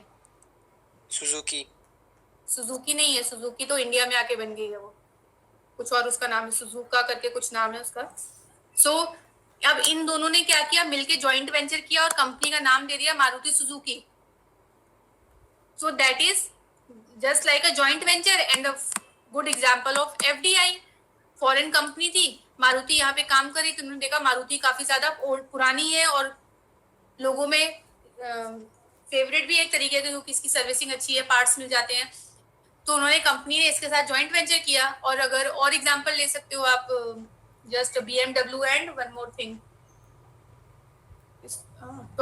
नहीं, होंडा एंड टोयोटा, शायद इन्होंने भी जॉइंट वेंचर किया है। तो दे आर नो दोनों एक ही कंट्री से बिलोंग करती है, होंडा और टोयोटा। ओके, तो और होगा, मुझे भी याद नहीं आ रही। काफी सारी कंपनीज हैं जो जिन्होंने आकर जीप ने किया था, किसी के साथ जीप ने किया था। जीप ने? जीप ओके, तो मे भी जीप ने किया होगा, मैं चेक करना पड़ेगा। स्टारबक्स ने भी टाटा के साथ किया है। हाँ, स्टारबक्स ने टाटा के साथ। सिंगापुर एयरलाइंस ने टाटा के साथ किया है, विस्तारा बनाई ना। तो ये सारी चीजें क्या है, ये आपकी एग्जांपल्स हैं एफडीआई की। और ये सब चीजें क्यों की जाती हैं, इनको क्यों ऐसे किया जाता है, बिकॉज ऑफ सबसे पहले तो फॉरेन कंट्री के साथ हमारा ट्रेड बढ़ रहा है, रिलेशन अच्छा हो रहा है, और बिकॉज ऑफ एक वर्ल्ड में हमें यहाँ स्टेबल रहना है, अपनी पोजीशन बनानी है, तो ये सब चीजें हमें करनी पड़ती है। अदरवाइज हम आइसोलेट हो जाएंगे, हमारी कंट्री, अगर हम फॉरेन ट्रेड नहीं करेंगे, फॉरेन कंट्री के साथ इन्वॉल्व नहीं होंगे। So that is your LPG policies. इसको आने के बाद हमारी कंट्री की इकोनॉमी में काफी ज्यादा चेंजेस हुए हैं। अगर हम पहले की कंपेयर करें और आज की इकोनॉमी को कंपेयर करें तो काफी ज्यादा चेंजेस आए हैं because of these policies. But yes, अब जो अगर आज का हम प्रेजेंट सिनेरियो देखें, ये पॉलिसीज इतनी ज्यादा ओवर हो गई है। मैक्सिमम अगर हम बात करें, ग्लोबलाइजेशन इतना ज्यादा हो गया है, फॉरेन ट्रेड हमने इतना एक्सेस कर लिया कि अब उसको कम करने की जरूरत है, राइट।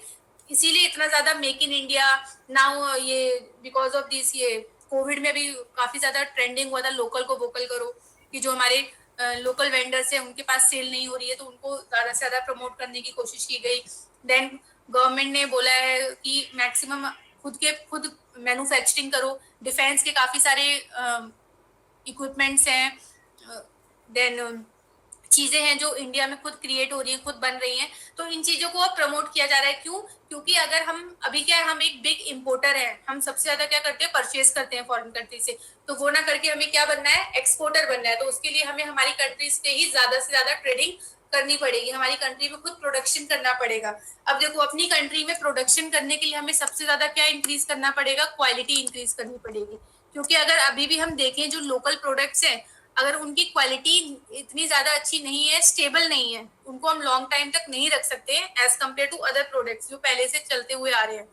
तो बेसिकली अभी गवर्नमेंट जो फॉरेन ट्रेड है उसको कम करने की कोशिश कर रही है। इट मीन्स फॉरेन ट्रेड कम करने की कोशिश क्या कर रही है, ट्रेड हमें करना है, बट परचेज जो हम फॉरेन कंट्रीज पे इतना ज्यादा डिपेंड हैं वो कम करने की कोशिश की है, और हमारी कंट्री में प्रोडक्शन को ज्यादा बढ़ाने का कोशिश की। जैसे कि अगर आप कोवैक्सीन ले सकते हैं, इंडिया आई थिंक नंबर 1 पे ही चल रही थी जब इंडिया ने इंट्रोड्यूस किया, ये इंडिया ने सबको दिया है। तो इस टाइप की अगर आगे भी चलती रहेंगी तो हम क्या आएंगे, हम फॉरेन कंट्रीज पे जो हमारी डिपेंडेंसी है वो क्या हो जाएगी, कम हो जाएगी। तो अभी करंट सिनेरियो ये है। बट इन 1990 जो हमारी कंट्री की हालत इतनी ज्यादा खराब थी, तो वर्ल्ड बैंक ने सजेस्ट किया था कि आप स्टार्ट करो, एलपीजी पॉलिसीज को इंट्रोड्यूस करो अपनी कंट्री में। इससे आपकी कंट्री में काफी ज्यादा चेंजेस हुए थे। जबकि अभी हम आगे एक चैप्टर में, लास्ट चैप्टर हमारा इंडियन इकोनॉमी का ये है कि हम 3 कंट्रीज को कंपेयर करेंगे, that is your Pakistan, India and China. इन तीनों ने जो अपनी इंडस्ट्रियल ग्रोथ थी वो एक साथ ही स्टार्ट की थी, और आज आप तीनों की कंडीशंस देख सकते हो कैसी हैं, because of these policies and all. ये सब चीजें पहले गवर्नमेंट ने अपने आप को इतनी ज्यादा पावर दी, इतना ग्रोथ के लिए नहीं सोचा। जब हम कंपैरिजन पढ़ेंगे तीनों कंट्रीज का, तब हमें कमियां समझ में आएंगी कि हमारी कंट्री में क्या क्या कमियां रह गई थी, जिसकी वजह से आज कंडीशन ये है।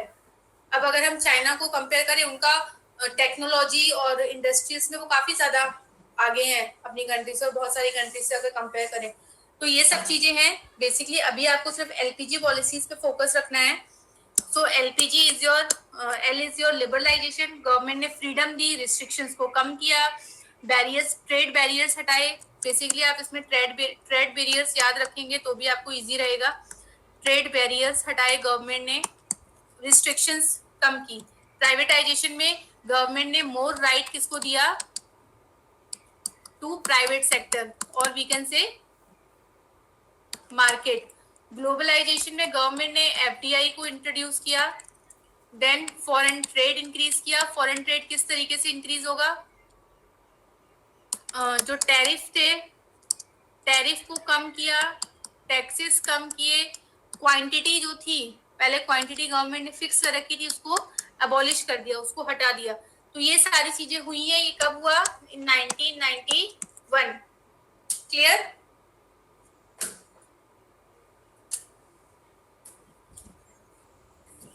यहाँ तक किसी को कुछ डाउट है? डाउट ऑफ कोर्स अभी कुछ लग रहा होगा क्या पढ़ा है, कुछ समझ में नहीं आया है, उसके लिए आपको रीडिंग करनी पड़ेगी। कल मैं इसके क्वेश्चंस पूछने वाली हूँ। अभी मैं आज यहीं तक करा दी हूँ, इस टॉपिक तक, एलपीजी तक। आपके पास वीके हो रही है, वीके हो रही से लर्न करोगे, रीड करोगे। एनसीईआरटी है, एनसीईआरटी से करोगे। जो भी बुक है आपके पास, उस बुक से आपको रीड करना है। क्लियर?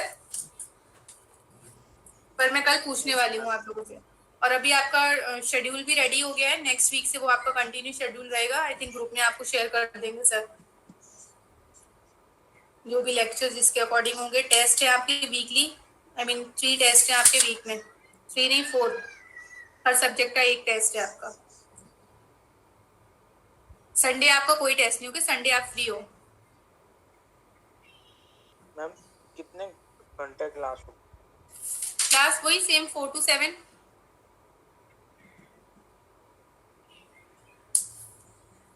4 to 7, उसमें इन्हीं दिनों में एक 1 hour टेस्ट भी होगा, 4 days। सो नाउ कुछ 2 क्वेश्चंस नेशनल इनकम के सॉल्व कर लेते हैं, जैसे कि आप वो ना भूलो।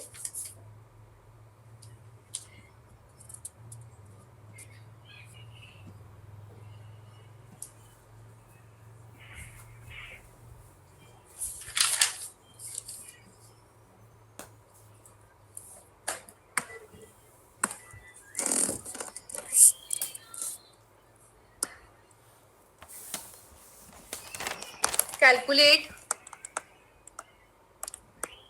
net value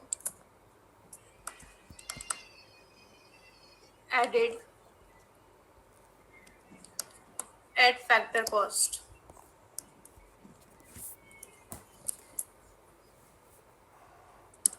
So first is your intermediate consumption, that is 300.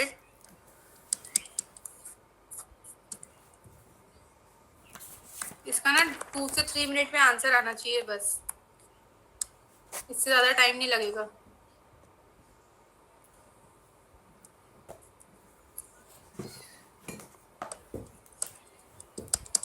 Then third is NIT net indirect taxes is 70. Fourth is sales is 500.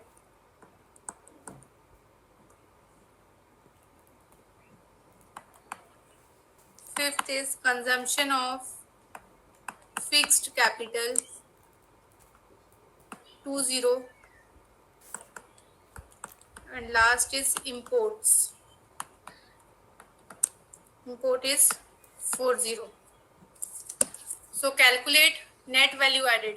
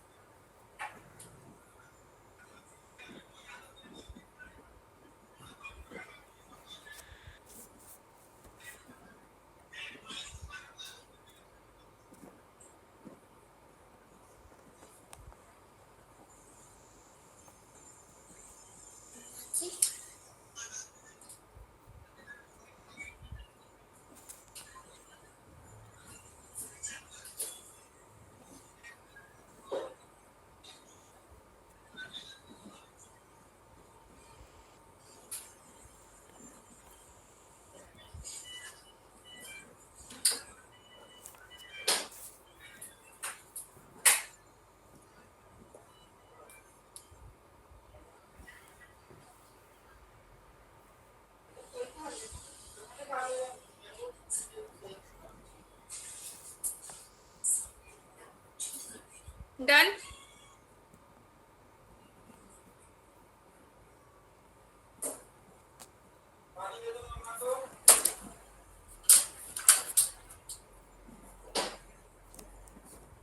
आया किसी का answer?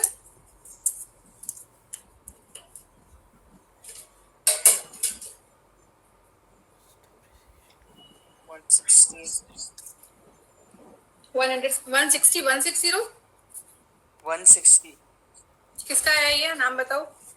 Bhargava okay 160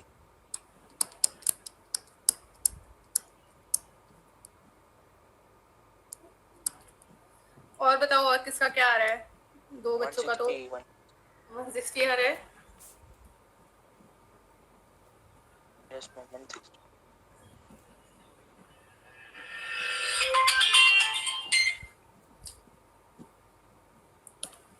160 is correct answer बेटा। Just a minute. Hello hello. हाँ हाँ good evening बेटा। हाँ हाँ बोलो बेटा। अच्छा इसको आपको ऐड करना है ग्रुप में। ओके हाँ हाँ हो जाएगा। ओके यस 160 सभी का आ गया और किसका एक का आंसर नहीं आया था? आ गया आपका भी? Yes, ma'am. ओके चलो लास्ट क्वेश्चन। लास्ट नहीं अभी करते हैं। Calculate sales ma'am From the vacation full- मिलेगा कौन सा वेकेशन चाहिए बेटा? Summer don't know summer vacation क्यों मिलेगा? समर वेकेशन क्या करोगे? वेकेशन ही है, घर पे हो पूरे टाइम, क्लास अटेंड करनी है। मतलब मैं पूछ रहा था नहीं मिलेगा मेरे हिसाब से तो नहीं मिलेगा। स्कूल में तो हो रहा है ना आपका वेकेशन? नो मैम नहीं हो रहा हमारा है? तो हो रहा है। हमारा नहीं है कोदार में तो आई थिंक हो भी गया है ना। यस मैम हाँ कोदार में तो हो गया है। मेरे स्कूल में भी वेकेशंस नहीं हो रहे। Don't worry. हाँ तो चैतन्य आराम से पढ़ो। चलिए so sales you have to find the sales. First is subsidy. अभी यू नो वैसे भी 11th में स्ट्रीम सिस्टम हट गया है। कॉमर्स साइंस ये सब वैनिश हो गए हैं। कब तो हुआ 12th और वो सब का क्या होगा? भाई जो 12th में है वो चलेंगे बट अभी क्या स्ट्रीम कंपलसरी नहीं किया है। मतलब you can select physics chemistry and economics और अकाउंट्स जो भी आपको लेना मिक्सअप करके आप अपना खुद का एक बैच बना सकते हो सब्जेक्ट का। मैम तो मतलब फिजिक्स और अकाउंट्स ऐसे कुछ साथ में ले सकते हैं? हाँ अभी कॉमर्स मैम लेकिन वो डिग्री फिर तो क्या क्वालिफिकेशन कर पाएंगे? एग्जैक्टली तो आपको अभी 10th से ही सोचना है कि आपको फ्यूचर में क्या करना है। जो 10th में स्टूडेंट होगा उसके अकॉर्डिंग ही उसको सब्जेक्ट सिलेक्ट, क्योंकि बहुत कॉम्प्लिकेट कर दिया है। अब अगर आपको सपोज हमें पता है कॉमर्स के ये स्कोप्स हैं, साइंस के ये स्कोप्स हैं, तो अब आपको कॉम्बिनेशन जब सब्जेक्ट का आप बनाओगे तो ये थोड़ा सा कॉम्प्लिकेटेड है। बट ये स्किल इंक्रीज करने के लिए गवर्नमेंट ने अभी सीबीएसई ने कर दिया है कि यू कैन चूज। अगर आपको सपोज आपको पीसीएम अच्छा लगता है और पीसीएम के साथ अगर बायो और इंग्लिश या कुछ कंपलसरी भी मे बी होंगे सब्जेक्ट, पर आप इन पीसीएम में कॉमर्स के सब्जेक्ट मिक्स कर सकते हो, अकाउंट्स के सब्जेक्ट, आर्ट्स के, ह्यूमैनिटीज के मिक्स कर सकते हो। स्ट्रीम होगा ही नहीं है।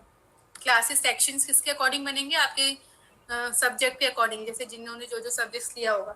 इसको टाइम लगेगा इम्प्लीमेंट करने में, बट इस साल से सीबीएसई ने बोल दिया। अब डिपेंड करता है स्कूल के ऊपर, स्कूल इसको मैम किस इसमें तो तरीके से फिर क्लास ही नहीं बन पाएगी मैम, सब अपने हाँ, अपने सब्जेक्ट देंगे। सब्जेक्ट्स लेंगे। अब कुछ तो करना पड़ेगा, कुछ तो गवर्नमेंट सोचेगी, क्योंकि फिर टाइम टेबल बनाना बहुत मुश्किल हो जाएगा ना।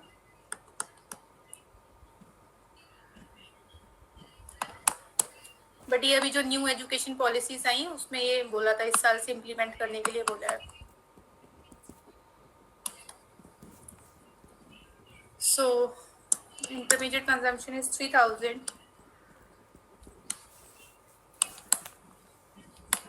Consumption of fixed capital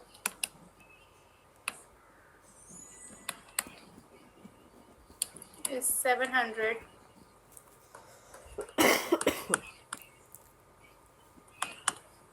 Profit is 750.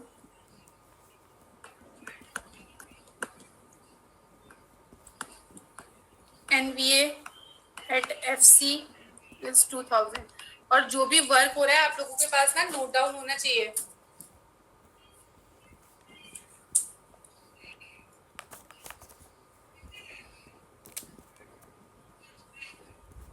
एक जगह पे सीरियसली पढ़ाई करो, या तो स्कूल की क्लासेस नहीं अटेंड कर रहे हो सीरियसली तो यहाँ पे ट्यूशंस में अच्छे से पढ़ो. हम स्कूल भी अटेंड करनी पड़ती है मैम. नहीं अटेंड तो कर रहे हो बट कहीं का भी नोट प्रॉपर रखो क्योंकि अब 12th में नोट्स की बहुत जरूरत पड़ती है. ओके.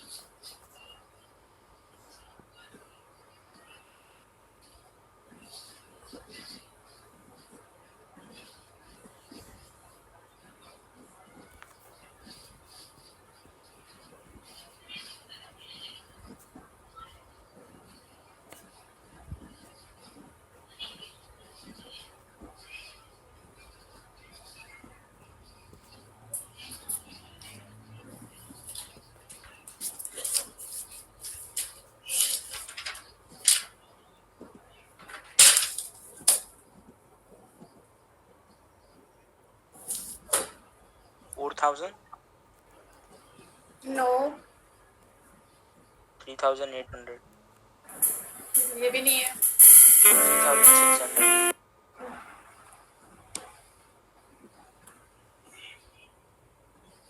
एक बार वापस से चेक करो कैलकुलेशन. इसको कन्वर्ट कर लिया एनबीए को.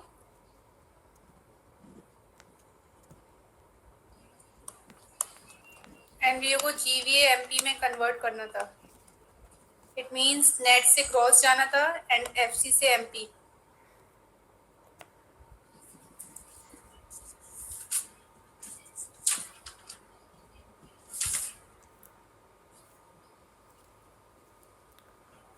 मैम 5000. इसका है 5000. मैम प्रियांश. करेक्ट है 5000.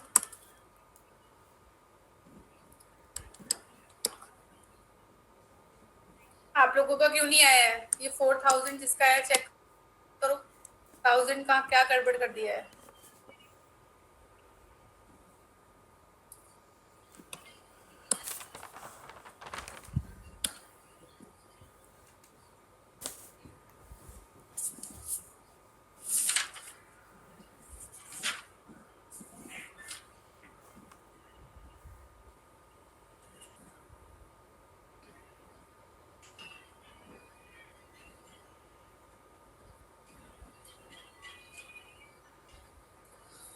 इंटरमीडिएट कंजम्पशन डायरेक्टली आपको गिवन ही है.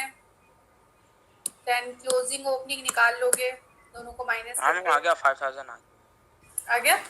हाँ सभी का आ गया.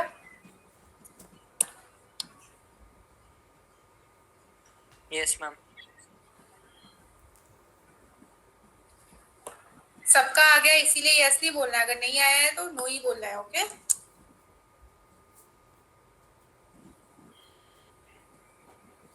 कुछ लग रहा है गड़बड़ नहीं आ रहा है तो बोल देना है मैम नहीं है. डन. सभी का हो गया.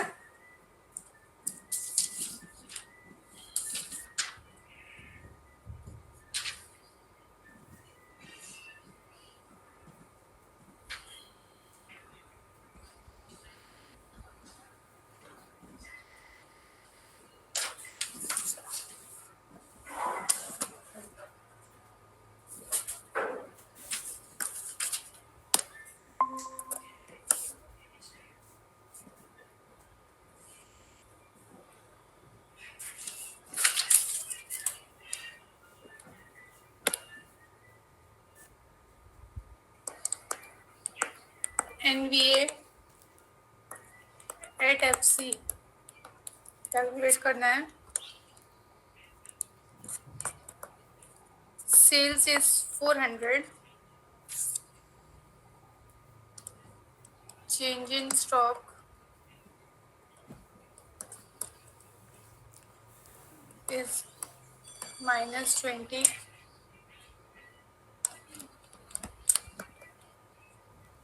IC 200.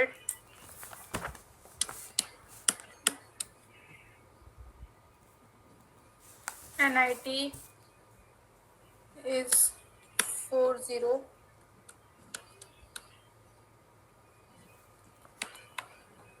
Export is 50. And depreciation is 30.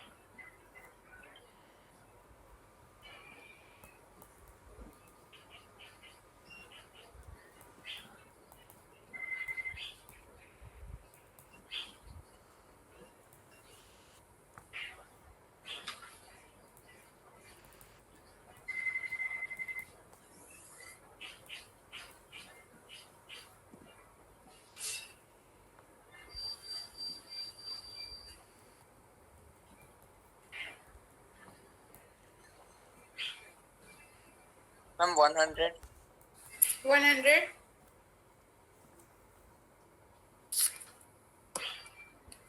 बाकी बताओ कितना आ रहा है.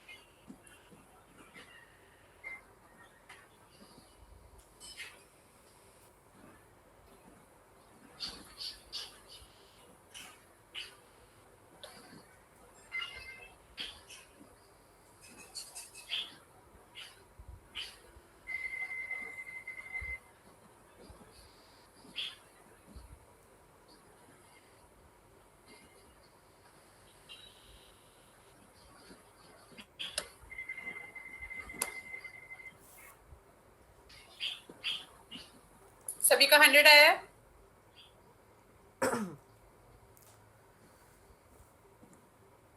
मैम 110 आ रहा है. Yes, no, 110. किसका आ रहा है 100? ये 100 किसका आया है? भार्गव. 10 कहीं गड़बड़ की है. 10 लाख आपने. एक्सपोर्ट माइनस कर दिया होगा उसने NIT की जगह. 110 इज द आंसर. देखो भार्गव कहाँ मिस्टेक हुई है. हाँ मैम मैंने एक्सपोर्ट माइनस किया NIT की जगह. देखो कितना ट्रू फ्रेंड है आपका. उसको मैंने पता है भी पहले आपने वही किया था इसलिए. अरे वो ऊपर नीचे है ना इसलिए थोड़ा वैसा गड़बड़ हो हाँ गया. हाँ, सही सही, मैंने वही किया था. करेक्ट है ना. खुद ने वही मिस्टेक की है तो वो मिस्टेक तो फिर होनी ही है. चलो 1 more question for your homework. ठीक है, ये आपको खुद से करना है. आई मीन होमवर्क में करना है. So you have to find the missing terms, missing values find करनी है आपको. And this question is for 6 marks. 2019 में ही आया है एग्जाम में, सेट सेकंड का पेपर है ये.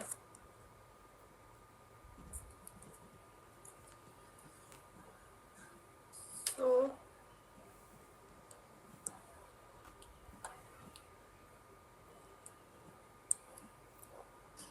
इसमें स्केल तो है बट डोंट नो उसको यूज कैसे करना है. ये सीधा क्यों नहीं होता है? अच्छा हो तो गया.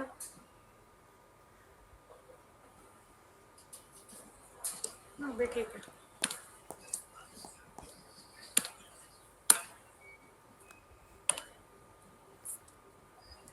Just time waste. Ma'am answer का फोटो भेज देना ना. किस आंसर का? मतलब सॉरी क्वेश्चन का फोटो भेज देना. अच्छा क्वेश्चन का मैं, हाँ ये बात भी ठीक है. So okay you have to find the missing term. इसमें आपको चलो आप लोग पहले सर्च कर लेना और उसका सॉल्यूशन मुझे सेंड करना, देन मैं आपको आंसर कर दूंगी. ओके ये ठीक है. ओके मैं आपको क्वेश्चन सेंड कर देती हूँ, बाकी फिर कल कंटिन्यू करते हैं. ओके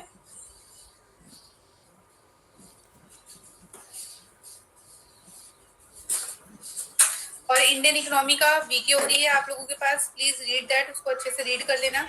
जहाँ पे कुछ डाउट लग रहा होगा, समझ में नहीं आ रहा होगा, वो कल डिस्कस कर लेंगे. मैम वो थ्योरी में सब आगे पीछे हो रहा है एनसीईआरटी के साथ. हम देखें ना तो मतलब आगे पीछे कैसे? हाँ जैसे एनसीईआरटी में टॉपिक्स चेंज होते हैं ना, तो फिर इसमें चैप्टर अलग अलग हो जाते हैं. मैम कुछ टॉपिक अलग है, कुछ टॉपिक अलग है. आई थिंक उसमें वीके ओरी में ऐसे दे रखा ना, your first chapter low level of economic, then agriculture, इस तरीके से नहीं दे रखा है.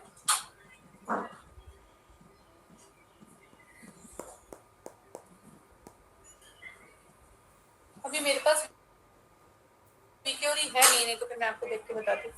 जस्ट आप इसमें क्या बेसिकली पढ़ लेना, टॉपिक्स याद रख लो.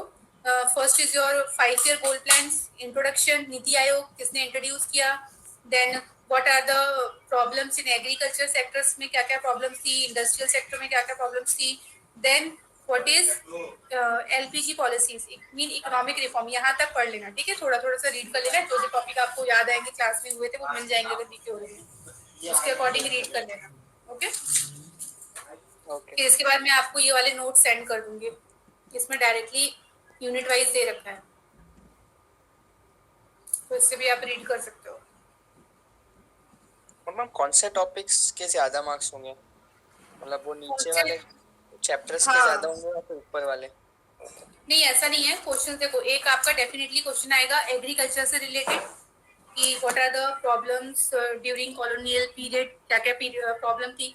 Then 5 year plan, definitely question उससे आता है कि ऑब्जेक्टिव ऑफ 5 ईयर प्लान. तो ये क्वेश्चन रिपीट मोड पर आता है इन 6 मार्क्स कि what are the objectives of 5 year goal plan. Then इस ड्यूरेशन में वुमेन्स की क्या कंडीशन थी, रिलेटेड यही है क्वेश्चंस, इनसे बनेंगे ही. देन एलपीजी पॉलिसीज अलग है. आपको मैंने ब्लूप्रिंट दिया ना, उसमें चैप्टर वाइज भी है कि चैप्टर वाइज कितना कितना डिवाइड है, कौन सा टॉपिक कितने मार्क्स का है. ये आपके पास नहीं है प्रिंट? जैसे कि आपका जो फर्स्ट चैप्टर है दैट इज फॉर 28 नहीं सॉरी 12 मार्क्स का है आपका फर्स्ट. इसमें आपको कहाँ तक पढ़ना है 12 मार्क्स में? 12 मार्क्स में देखो आपका एक क्वेश्चन बनता है एलपीजी पॉलिसीज का, एक क्वेश्चन बनता है आपका एग्रीकल्चर का, and third question is industrial. ये 3 क्वेश्चंस आपके बनेंगे. और इंडियन इकोनॉमी में क्या है, क्वेश्चंस आपको डेटा आपको गिवन होगा, कुछ टेबल्स आपको गिवन होंगी, उस टेबल को आपको स्टडी करना है और फिर उसके बेसिस पे आंसर्स देने हैं. और डायरेक्टली क्वेश्चंस पूछा जाएगा, दैट इज योर कि what are the LPG policies, तीनों पॉलिसीज के बारे में, उनमें क्या क्या चेंजेस हुए.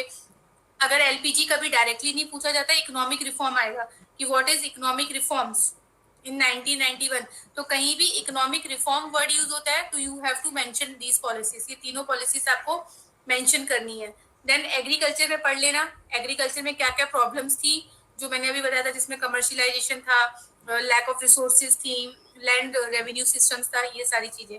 देन डेमोग्राफिक में तो आप लिख भी लोगे अगर आओगे आएगा तो लिटरेसी रेट कम था, क्यों पुअर थे, क्यों चीजें कम थी, बेसिक ये क्वेश्चन है. तो ये आपका एक चैप्टर पूरा 12 मार्क्स का है.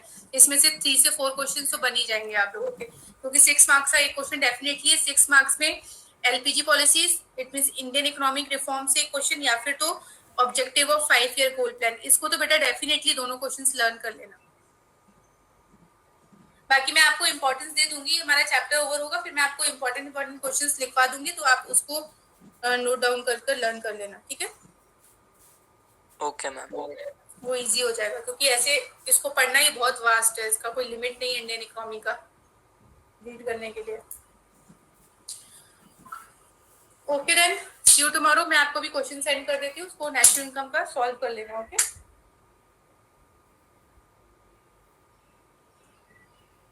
एनीथिंग एल्स, कुछ और? No ma'am. ओके बेटा, देन बाय। बाय।